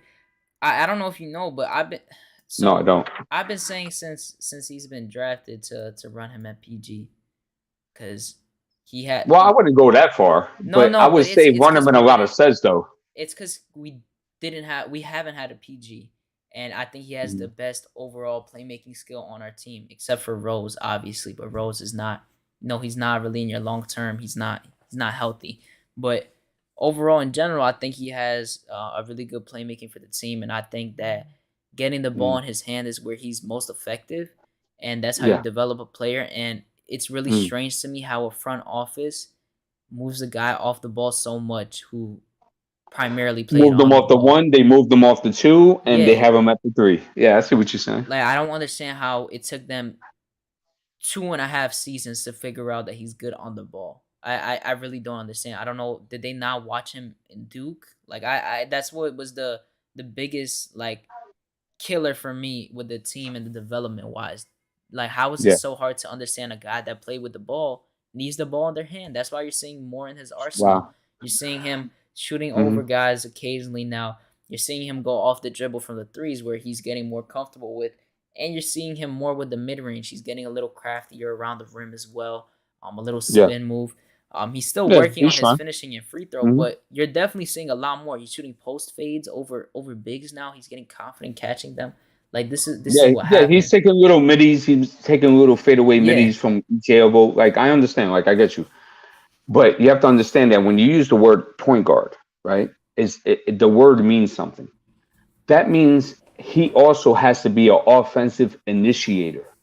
You see? Hmm. So Ben Simmons, for example, is a point guard. You know how I know? Because he can initiate your offense. But he can also take you in the paint and you can work a lot of action around him. But he initiates your offense. I don't think RJ's there yet, where he can totally initiate your offense and control the flow of a game. Luka Doncic is a point guard. He totally controls the tempo of a game. Therefore, he's your offensive initiator. Oh, See? I don't disagree with that. The thing Hmm. with me is that I wanted them to do that since he got drafted, so he learned and got through the mistakes. So at this point right now, he will be better on the ball. That's why you see still he's struggling with some things. You know, Mhm. he's getting double teamed.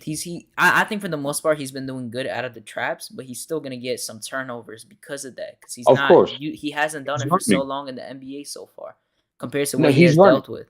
Yeah, he's learning. Hadouken, he's a puppy, right? Yeah. He's a newborn puppy to this, right?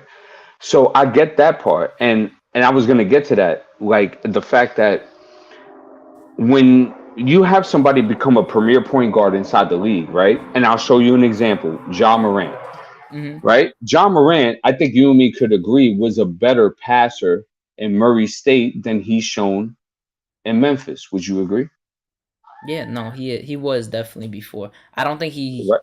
I think it's more because he has a lot of guys on his team, so he Of doesn't. course, Yeah, of he course, doesn't. of course. But yeah, Here's my point. My point is that you didn't see that explosive scoring punch from him in Murray State. Like you hmm saw glimpses of it, but you saw more of the playmaking, right? So here's my point. It took Morant certain a couple years in order for him to master it. You see, now inside his third year, he's playing MVP type basketball. He's not an MVP, but it's MVP type basketball. So it's the same thing with RJ, right? Have the ball in his hand. I don't care if somebody tells me he has a 25% ball usage.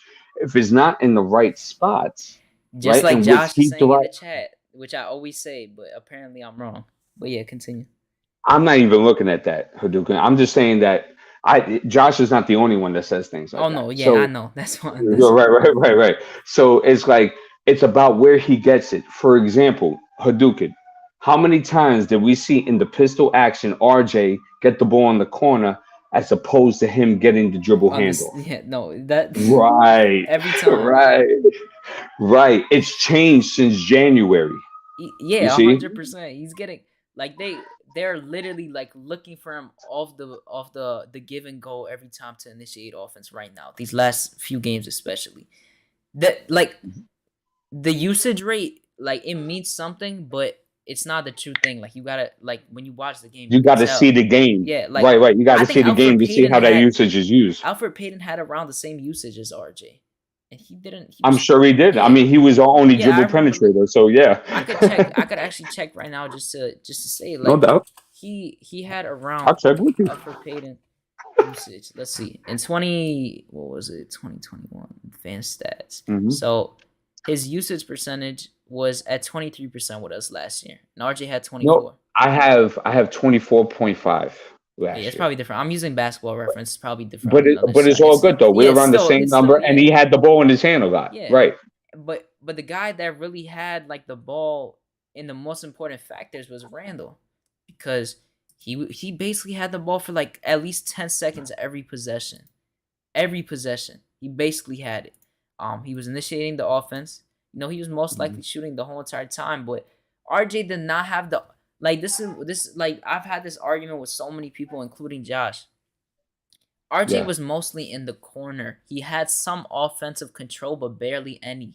He barely had any offensive control. Nothing compared to what you're seeing. When people say you want to run the offense through him, you got to Yeah. get him at the top, and you need to begin with him in the play, and you need to see how he converts. You don't need him to be the second factor in the play. That's not what I wanted him to do. Randall has 27%. I think I understand what you're trying to say, but like for example, like Alfred Payton, right? Mm-hmm. He had 25% usage rate last year, right? Yeah. Peep this out. This is gonna blow your mind. This is why we were calling him to get off the court throughout the whole season, right? Yeah. His points per shot attempt was at the bottom 5 at his position. Was it really? Hold on, I'm not done. Hold on. His assist percentage, right? That means what percentage of his teammates made shots did his players assist on, Mhm. right? So he was like the orchestrator, right? He was at the bottom 10 at his position. Assist to usage rate, he was at the bottom 7. You see, this is inefficient playmaking Yeah, ability. and he was in a stat with John Moran last year. They both shot the same from the field, and they shot like 25% from 3, like most of the Right. season. Like it was bad. And he didn't finish at the rim. And he ain't, he's not effective in the mid range, the long Mhm. range, or the 3, or the corner 3 for that matter. So here's the point. Even when RJ is inefficient in those things as well, it just looks better Yeah. with the ball in his hand. I don't know if you were in here earlier, but I said I was talking Mm. about because someone asked about RJ's efficiency. the last 2 months, RJ has been efficient. He's been really 44% from the field, 40% from three. The thing with me about RJ, like I talked about the Philadelphia game, because in the first Mhm. half, I feel like he put up a little more shots than he should have in the paint. But the thing for me is that he's getting into his spots and he's getting those shots up and he's getting a lot more calls. So I'm fine with it. He's going to learn like those Mhm. shots are eventually going to go in a lot more. I'm definitely Mhm. fine with it 100%. And I don't know, because Josh's been saying this for so long, which I still don't understand how he thinks that RJ had an opportunity to do that in the last 2 years. I don't know where you see him being able to control the offense the last 2 years. Randall, the first year and the rookie year, these balling. Who were the guys in the first half? It was Marcus Morris, who averaged 20 points by the way, and we traded off for that IQ pick, and Mhm. Randall. And in the second half, why do you think RJ averaged 17 to 18 points in the second half of that season? Because he had the ball more. Really? I didn't know that. He had the I ball mean, more. if you could direct me somewhere to prove that, that's a really dope stat. Oh, about him Um, averaging? Yeah, because I yeah, remember yeah, yeah. I In the remember I second used half to of look that at it all the season. time. Like the second half. I don't even let me check right now. I'll check it right now, but I do know that he was definitely scoring more because he did get more comfortable. You remember when he was getting those step backs and the crowd Well, was don't cheering? forget too, Hadouken. He seems like it's a pattern, right? The He first half seems is to always be a bad. second half, right? We're correct. He seems to be a second half player, which I'm cool with. Like, I don't care. It's not about how you start; it's how you finish type of Plus, mentality. this year is different to me because he was sick twice. That's the thing to me. He was sick twice, so it kind of like, Hmm. especially because he said during that stretch, like he was slumping. He was playing through like some stomach bug, for a few weeks, and then he had the C word after that, and then he came back. Like that's why I was never worried about RJ. I said it so many times. I'm not worried about RJ because I feel like when he was gonna get healthy, he was gonna do good. And look at him now. Since he's got healthy, he's been doing really good. Um, yeah. But here's my gripe though, Hadouken, about RJ. I mean, we're gonna pay him, right? Because he's our best available option. Yeah. But you can't negate, right? And this is where I'm very balanced. Like, I give you the pros and I'll give you the cons. And sometimes the cons worry me, right? He's wildly inefficient, man. I don't care what the last couple of months have looked like. It's a pattern of totality of him being wildly inefficient at finishing at the rim and his mid range and his corner three and his overall three and his long range. It's wildly inefficient. If I even put up his ball usage numbers with his assist percentage to his assist usage, it's still it's not bad. It's not wildly as inefficient, but it's still inefficient. I mean, I know what you're saying, but especially this Hmm. year, I feel like that slump like hurt him a lot with those numbers because he was going like 3 for 14, 3 for 15 every game. That's why I mean I know it still happened, so I look at it, but I kind of negate that to a certain extent. I still look at it, but I negate it to a certain extent when a guy is like fully healthy, he's playing properly. Um, see that? What do you say? RJ is going to get better. He's 21. No, he obviously is. The thing is, to me, I'm not worried about paying RJ. It's not my money. Plus, I don't think they're gonna overpay him. I think they're gonna give him a balance. Like I think he's getting What's the balance you're thinking? I think he's gonna get around like 120. That's what I think he's get. 120 to 130. How many years? Around 25 to 27 mil. I think he's gonna get 5 years most likely with a So player five option. year, 120. Yeah, so like 20. I think he's gonna get paid like 25 mil. That's what I think it's gonna be at. And I think Mm. that's a good amount to give it to him. Check this out, dude. This was his last game, right? Just last game. Hmm. He was 9 to 22 from the field Yeah. at 40%. Okay, my bad. 41%. He was 0 for 3 from 3. He was 6 to 10 from the free throw line at 60%. He grabbed me 5 rebounds, which I like. He got me 6 assists, which I really like. But he had 4 turnovers. Yeah. So what I'm saying is, I agree with you. It takes time, right? He's gonna need like a whole this half a season or this 20 games and a whole half a season to really start feeling comfortable and acclimated, maybe, right? Hmm. But you can't deny the inefficiency. Yeah, that's why I don't deny. I think like I mean I said like he has games where he's like inefficient, but he's getting good shots up. That's why I don't really Mhm. extremely get mad because this season already is Mhm. it's not, the season doesn't matter to me. This season for the rest of the season, I said I want to see RG to continue to do good, have the ball in his hand, get the young guys to play more. McBride, all these guys, let them play more, let them play together. I think that's the I best thing got to you. do. And I got you. RJ, I think he's gonna continue to play good, and I think he's gonna get efficient along with that. That's why I think this rest of the season you have for him to learn, especially with the ball more in his hand. Because I expect the guy with the ball in his hand to get a little less efficient because you're getting a little more looks. You might put up a little extra shot, so that's what I want to see from him. Okay. Let me ask you a question. Do you watch a college? No, not this season so Ooh. far, but I'm gonna start watching it more. Okay. Last season I I watched it. would This season suggest for no. you to start because you see our conversations can go deeper. You see, hmm where if for example, if I say Johnny Davis Yeah, and you have the I opportunity know to who get Johnny him, Davis is, but I don't like. I know more of the top guys than anyone else. Like my college stuff, I'm gonna start doing, like now, especially with March Madness is coming soon. I got you. I'm Okay. definitely gonna start watching more now. So to a later time. hmm Let me ask you a question, Dukin. Go ahead. Do you get rid of Julius Randle this offseason by Yes, any means necessary? Okay, yes. by any means necessary. Yeah, and Okay. it's no shade to Randall. It's just I don't think for the future he's good for this team and for Well, RJ in general. I, I was just gonna say I don't think him and RJ fit. So Yeah, if you're gonna pay RJ some type of contract for him to feed off, right? You can't have Randall here. especially I don't know how much they give RJ to be honest. Like it doesn't like I said to me it doesn't matter. I'm not the one giving the money. Like if they because I've seen players like MPJ who got paid the full on max even though this dude has back issues. Mhm. Guys are paying over potential now, especially in the league. All the rookies are basically getting maxes. Like you could just be averaging 19, they're gonna give you the max. That's what they did with MPJ, which say he averaged like 20. They gave him the max as well. Um, Mhm. you really just gotta look at it like that. I don't think they give him the max. The max for RJ is 200 something million, but it depends on if he makes All NBA. I think, but I think it's most likely like 170, something like that. But I don't think they give it to him. To be honest, I don't think they do. And if they do, I mean, just in general with RJ getting paid, I just want to get rid of Randall because that gets rid of, one guy who makes 27 mil, and he's gonna continue to get more money after that. So that's just my thought process into that. So Yeah, basically, you're not giving RJ the full max. it's not about like I don't think he like in my opinion, like I said, I think around like 125 is what he's gonna get. If he gets more, I mean, I'm not gonna be upset. Like it is what it is. If he gets more, like it's not gonna hurt me. But I'm just saying. So yeah, he's not getting the full max. do you think he is? Don't do that. You just gave him 120 for 5 years, so he's not getting the full max. No, no. But I'm asking. No, that's what I think he's gonna get around. But what do you think? I understand. I'm just saying he's not getting the full max because that's important.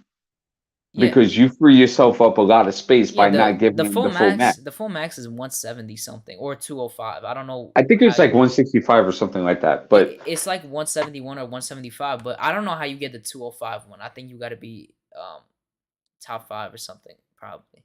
But yeah, that's like the full on max. I hear you. Here's my point. My point is that I think it's excellent that you don't give him the full max. Because although RJ is our best available at the moment, I don't think he'll be our best moving forward. Yeah, and that's not even a bad thing to be honest. No, it's That's not. Not fine. at all. That's why like I said, like people like throw it as shade if RJ doesn't get the full on max. I don't care about him getting the max. That's not gonna hurt me in any way, and it shouldn't hurt Right. anyone in any way. Like if he gets like, let's say he gets the max somehow.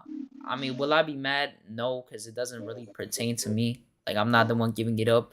But you gotta just look at the team building different because you gotta get like contracts that are smaller. That's the main thing it would change. But I don't know, like 25 to 30 mil for him, I think is perfect. Like hmm I don't see 170. I could see 140. They're probably gonna give him around that. See, I think it's very important Yeah, where Tom Thibodeau, for example, right? I think it's very important that he continuously puts the ball in his hand. There's a good chance that Tom might be here. Let's just be diplomatic and say it's a 50-50 right now, right? hmm But if his longevity is short lived, right? I hope it is. Me too. Don't get it. I never want him here. But let's just say it's short lived, right? At least put the ball in RJ's hand Yeah, exclusively and just have him learn how to read the game, because one of RJ's flaws is that RJ's very good at getting left, for example, right? Mm-hmm. But sometimes when RJ gets good left 2 or 3 times, He RJ keeps falls going in left. love. Yeah, he falls in love 4, 5, 6 times. You see, and Mm-hmm. he's missing the corner three. He's missing the bend three. He's missing the slot three. You see, I catch that a lot. So I think he has to improve in that, and I hopefully Tom can show him how to do that. Do I think Tom is going to do that? No, but I'm hoping for the best. And so that's the reason why RJ's at a 120. You see, and he's not at a 160 because he can't read the game like that. I also He's feel good. like Go I ahead. agree with you, but I also feel like these next 20 games, especially, are more important into what he gets paid because his price can definitely go up from the way he Hmm. plays. Like, let's say Right. for the rest of the season, he averages like throughout these next 20 games, he continues to average like 25. Hmm. I definitely think that money is gonna go all the way up. Okay, so like for example, you're saying that like another team, like say for example, Knicks throw 5 120. I'm just throwing a number, right? Mm-hmm. You might have a team that might throw 5 160, I feel and like a team in general and will, yeah. and then force the Knicks to make that decision. Yeah, I'm Hmm. not. I feel like there's no way that RJ doesn't that RJ leaves the team. I think they're gonna get a basis down because he wants to play in New York, and Hmm. like he even did it before his draft. He could have, somehow whatever got him picked by another team because the other guys were interested if they traded back. But I think with RJ, like he's averaging 18.7 right now. He went up Hmm. all the way from like 13 because he had that slump, Hmm. and he's continuing to drop 20 points, 23 in his last 8 out of 11. He's going crazy. If he continues to go on this pace for the rest of the season, he's probably going to average like 20 something, 20, 21. If he Right. keeps going crazy. And I think that, Yeah. I mean, they could pay him the max, and I wouldn't be mad. Like it is like I, Yeah. I really wouldn't be mad. I just need to see how he plays more with the ball because he's obviously gonna get more comfortable if they keep doing this. That's why I was saying in the beginning of my show Hmm. that I think we're stuck in between a line where they want to give RJ the keys, but Randall is kind of holding that back a little to full on happen. I think he's holding that back I, a little. I mean, the fact that Randall would have that much control on a coaching staff decision is ridiculous. Yeah, But let me ask you a question. go ahead. What is SGA getting paid? Max, For the the full net? on max. Okay. Okay. What is that number? Let me see right now. I don't know if he got the 170. Let me see. Shade. I think he got the 160. I could be wrong though. He got 172. Oh, so 172 over 5 years. Let me check. So what is that? What is that per year? Mhm. So per year, It five was like years is 30. 34.4. Okay. So the reason why I bring him up is because SGA is like a bit more athletic. He reads the game a bit better. He's more talented than RJ, right? Mm-hmm. And he's getting that Yeah. at 30. I think it starts at 30 and then it starts ramping up from there. Like it gets to 32, 33, and then like his last year's like 37, 38 or something like Yeah, that. he had a 50 Right. 40 80 season last season with 24 points. That got good money for that. No, of course, but it was limited though. Yeah, it And was in those games didn't 35 really mean, games. He played 35 and games. those games didn't mean much. Yeah, those So games because he's it, on the OKC. He's obviously gonna average more numbers. But it's good to see that he was efficient. no, I hear you, but this year he's been wildly inefficient. So here's my point. My Yeah, yeah. point is Wait, is before you that make it, RJ, he went from mhm. 42% from three to 28, and Yeah, down by that's a joke. 7% from field goal. Yeah. Talk about people playing for a contract, right?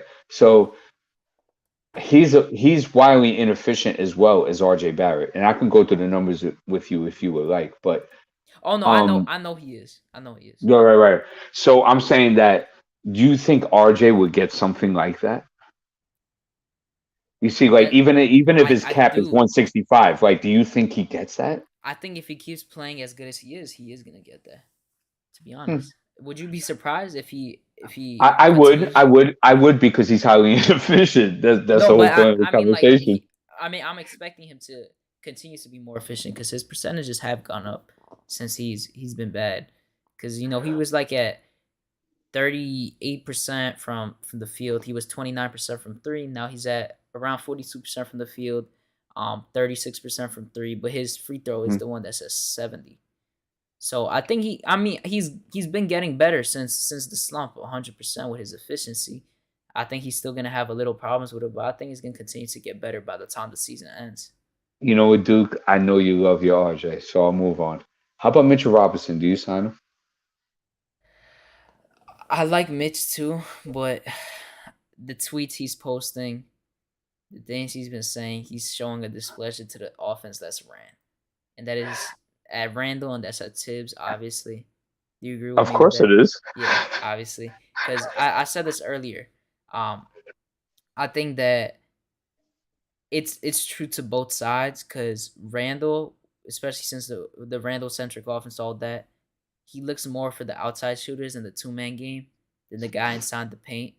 I think RJ is the guy that looks for Mitch the most, and I think when that happens, sometimes Mitch messes it up because he sometimes misses the shot or he's in the wrong place, and I think there's stuff that he has to work on with himself, but.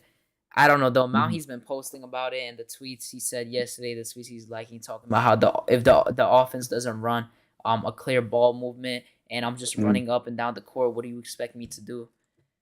I agree with him, I agree and with I'll tell him you why. too. I agree with him too, but it's like Mhm. if the Knicks let him go, there's no other big on the market that you're getting, and you're putting yourself in a bad situation. Well, I'll tell you like this.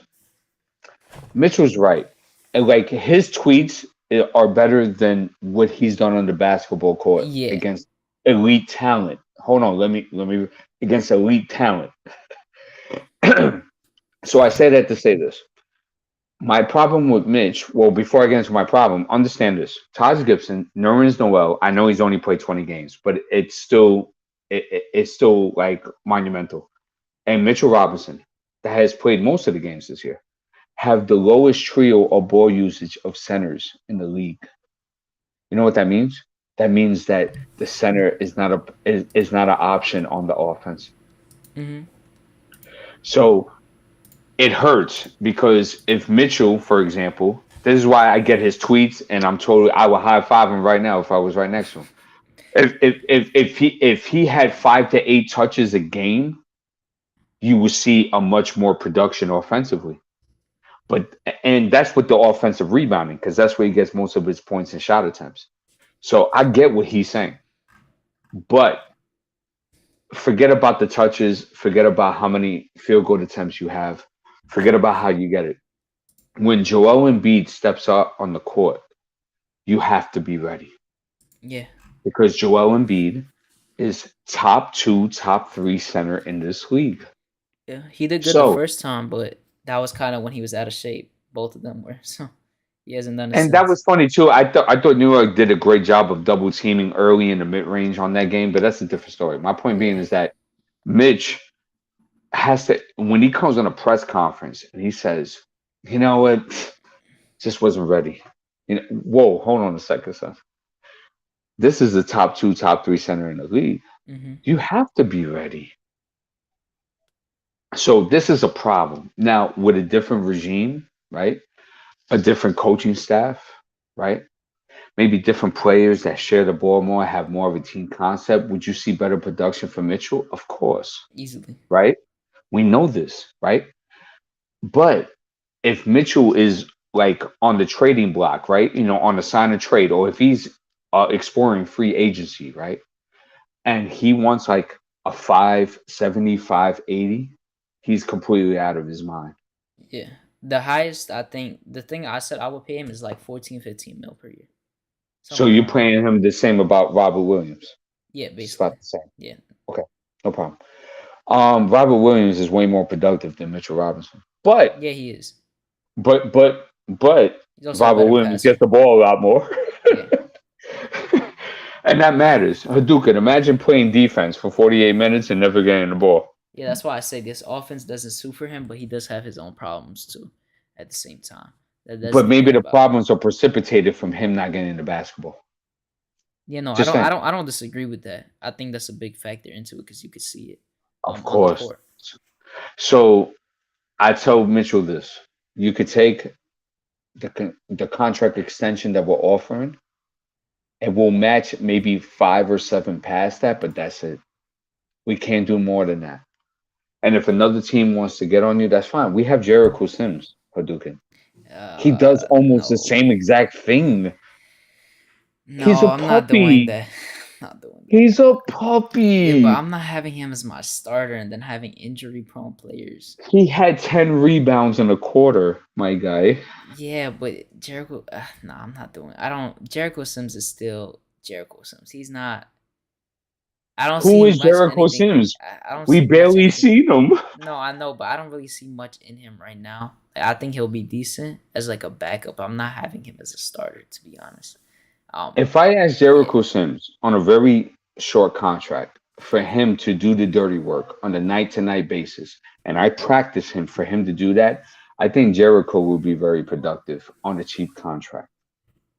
You see? hmm So here's my point. If Mitchell doesn't have, if Mitchell's not DeAndre Ayton, yeah, no, hell no. you see? Right, right. I'll take it this far. Mitchell is not Brooke Lopez. Yeah, no. Brooke Lopez Okay, is good. important to a championship team. No. It's not even that. He could stretch the floor. He could Yeah, score inside. He's a defensive rim protector. He's a good rebounder. He can pass the whole nine, right? yeah. So he's not even that. So if I'm saying Mitchell gets greedy, there's no reason for me to keep him. I can have I don't disagree, but I Sim do the wish you same get thing. something for him. That's my problem. But that's your organization's fault. Yeah, That's not that's what my I'm saying. proposition's fault. And yeah, people. I know Aiden. Like people want to. I'm not paying Aiden the max. Plus, he's not coming here. Plus, I've seen what Giannis did to him, and we're in the East, so I'm not getting him. What about Emmanuel Quickly? What about him? What are you doing? Is he a point guard? Do you No. see him running the point? Okay, good. So what are you doing? I don't know. You have him as a combo guard off the bench. People like I posted on Twitter and I got like burned for saying I would because I wanted to draft Desmond Bain. And Me too. People He was killed on my me. list that year. Yeah, no, people killed me for saying I would have drafted Desmond Bain over Emmanuel quickly. They're like, oh, be happy with what you got. Well, Desmond Bain is averaging 18, and people think that's because of job, but it really isn't because of job because he creates his own shot and he plays Obviously defense and he his played 4 stats went years in up when college. and he played 3 years, I think. But Oh yeah, his stats actually increased when Ja was out. Yeah, when they went 10-1, he averaged Correct, sir. 17. Dylan Brooks averaged 19, and Jaren Jackson averaged 18. Towards the end, they're basically averaging that for the season. It was constant play. Yeah. Mitch is at least worth what Noel got. Yeah, no, easily. I think Mitch is easily worth 12 to 15. Whatever you want to pay him, doesn't really matter. Salute to Sincere was good. Fabian was good. Thuggo was good. Yeah, Smart Hoops, Heck Breezo said all NBA. Heck Breezo. Yeah, the all NBA thing I think is 205. I think that's what it is. IQ stays. He's our backup shooting guard. Interesting. Yeah. Heck Breezo is a real one, by the way. He understands. Yeah, I know. I talk to him a lot on So, Twitter. Cam Reddish. Give me the thinking behind the disparity of directions between the front office and the coaching staff in acquiring Cam Reddish. So, okay. So, the thing is that I think it's clear that Thibs has a problem with Cam Reddish to a certain extent because I feel like for the minutes that Cam has got, he's done fine. Like, I think he's done the most he can. The first 1 or 2 games, he was a little off, but he hasn't played ball in a long time. At that point because of the trade and injury, but he's done what he has to do. In limited time, he's scored what he can score. He's played defense. He's been more handsy. I will say sometimes he is a little too handsy and gets fouls, but he's been active on defense. I still think he takes a little bad shots for what he gets. But at the same time, I think having him on the court is great. And I think what's hurting him is that games like last game where Cam Reddish in half of Burks' minutes produce better than him, he gets taken out the game. He doesn't get to play. I think that hurts him. That hurts. So an extension of minutes. Yeah, extension of minutes, and I think more of a role for him because I don't think he should full on stay in the corner. I think the role that Burks has off that bench, I think Cam should have a little of that. And then guys should probably play off of him. Him and IQ take some turns because I think that would be better. You know what's crazy, Duke? that Cam Reddish has maybe worked out of the PNR. Mm-hmm. Maybe I would say, and I'm being honest with this number, maybe like 8 or 9 times since he's been here, right? Yeah. And I'm going to be real with you. Half of the time, he's done things that nobody else on this team can do. In the pick and roll. Yeah, Yeah. he's known to. That's like his best playmaking asset, in my opinion. The pick and roll. I don't think he has like good playmaking outside of the pick and roll. Like extreme good, I think is decent, but the pick and roll is where he's been good at with playmaking wise. I mean, he's actually seen the floor pretty well, to Mm-hmm. be honest. But for example, when he attacked the corner and he brought in the weak side help, he saw Obi Toppin Yeah, that was a about a great whole two play. steps. Oh, you know exactly what I'm talking Yeah, about. yeah, A the whole one two where steps he before was Obi almost out of even bounds. got there. Right. Well, a whole two steps before Obi got there to the lane. Mm-hmm. He already saw it and I peeped it and I was like, wow. So I came to this thought, you know, there's something really funky and rotten in Denmark. If you're playing Alec Burks 34 minutes, right? And you play Evan Fournier 37 minutes, right? To get less And I minutes. got a guy playing 16 minutes that gave a dime and read the game better than the two guys I just told you that played a combined of almost 70 minutes. And he gave better production than them overall. Overall better production. Um, Not just well, Evan was on that game, so you can't you slam know, him I'm for talking that about the one. Philly. Oh wait, the Philly game Yeah, we was the talk one. about Oh the yeah, yeah, the yeah. Philly game. Yeah, no, but Alec Well, Burks Evan played was on. 36 minutes, and Cam played 16 and then more than him, which I was confused why he didn't play more. It But just even makes no Evan, sense. because you could put Cam at the 2 or at the 3 and have RJ at the 2 or the 3. Yeah, It doesn't matter, right? So why not more? He's making plays. So it kind of tells you like an organization because if Leon Rose was a boss, right, like a hmm boss, he told Tom, you better stop this right now. Put Alec Burke on the bench. I want to see Cam Reddish getting 10 more minutes a game. I want to see him at 23, 27. But it's not happening. yeah. Especially with Grimes out, Cam should be getting at least 20. But with Tibbs, he's gonna get only 16 to 20. Right. So what I'm saying is that I said this a couple of months ago. I said the inmates are running the asylum. Yeah, And what I meant they by are. that is that, right, is that the front office and the coaching staff, they're too busy fighting each other, right? Where the inmates in the asylum are just making their own rules. Julius Randle wants to take Drew Holiday off the dribble from 25 feet away. You remember when they came out with the World Wide West thing like a week ago, saying that World Wide West and stuff are like blaming Tibbs? I Right. would be fine with firing Tibbs, but the way they approach it is just bad because they're taking the failure that they did over on Tibbs. You know what it is? I don't like that. They're Hadouken? neglecting the failure. That's why they didn't trade any of the players that Of they course. got. Hadouken, you're on target. Exactly. That's the So problem what with they're the front doing, office. it's a burning house, right? And the front office is trying to preserve their living Yeah, in this fire. it makes no sense because you'll see guys make mistake. Like a fan base will understand that you made a mistake if you fix it. Why are they so scared to show they fail, even though every single person knows they did? That's why I'm not getting. Really don't I understand that at all. understand. And I get you, right? Because you're a man and you take accountability for what you do. Yeah. But don't forget, these schemers. Don't forget, Leon Rose was in charge of a couple of trade, right, acquisitions, right, that worked totally not in favor with us, and we were fleeced a couple of The times. the Lamarcus Aldridge. No, the Andre Bargnani and stuff of that nature, etc. So what I'm saying is this, right? Why bring a thief back in your house? Would you do that? If somebody No. stole in your house, would you bring him back in your house? No, but it's all CAA. CAA. CAA. And this is why I don't like CAA and I don't like the Kentucky connection because that's all they're doing. Literally all they do. Like I have to get worried in drafts because they barely draft guys that are out of Kentucky. Like if they're in Kentucky, they barely draft clutch players. I think Sims was the first one in a while they've drafted from clutch. Like it's like the bad thing of having a agency run your organization. Well, it's not even that. It's even bad history Yeah. that's running your organization. So, the CAA is just like a caveat on the top of this. You know what I'm saying? Like, if you go back to the history, you realize that Leon Rose as an agent fleeced us a couple of times, Yeah, no, right? It's only like I two or heard three that. times. No, it's true. No, no, no. I know. I'm saying I've heard before. Someone Right, mentioned right, it like a right. while back So, ago. you don't bring that into your ranks if you're reaching for success. You don't do that. Paris Douglas said, Hadouken, you gotta start understanding what player development would do for guys like you. I don't know why you're telling me that. I've been the one saying that. I don't know why you're telling me that. I literally been saying the developmental program on this team is I think you trash. were slandering on Obi Toppin before, right?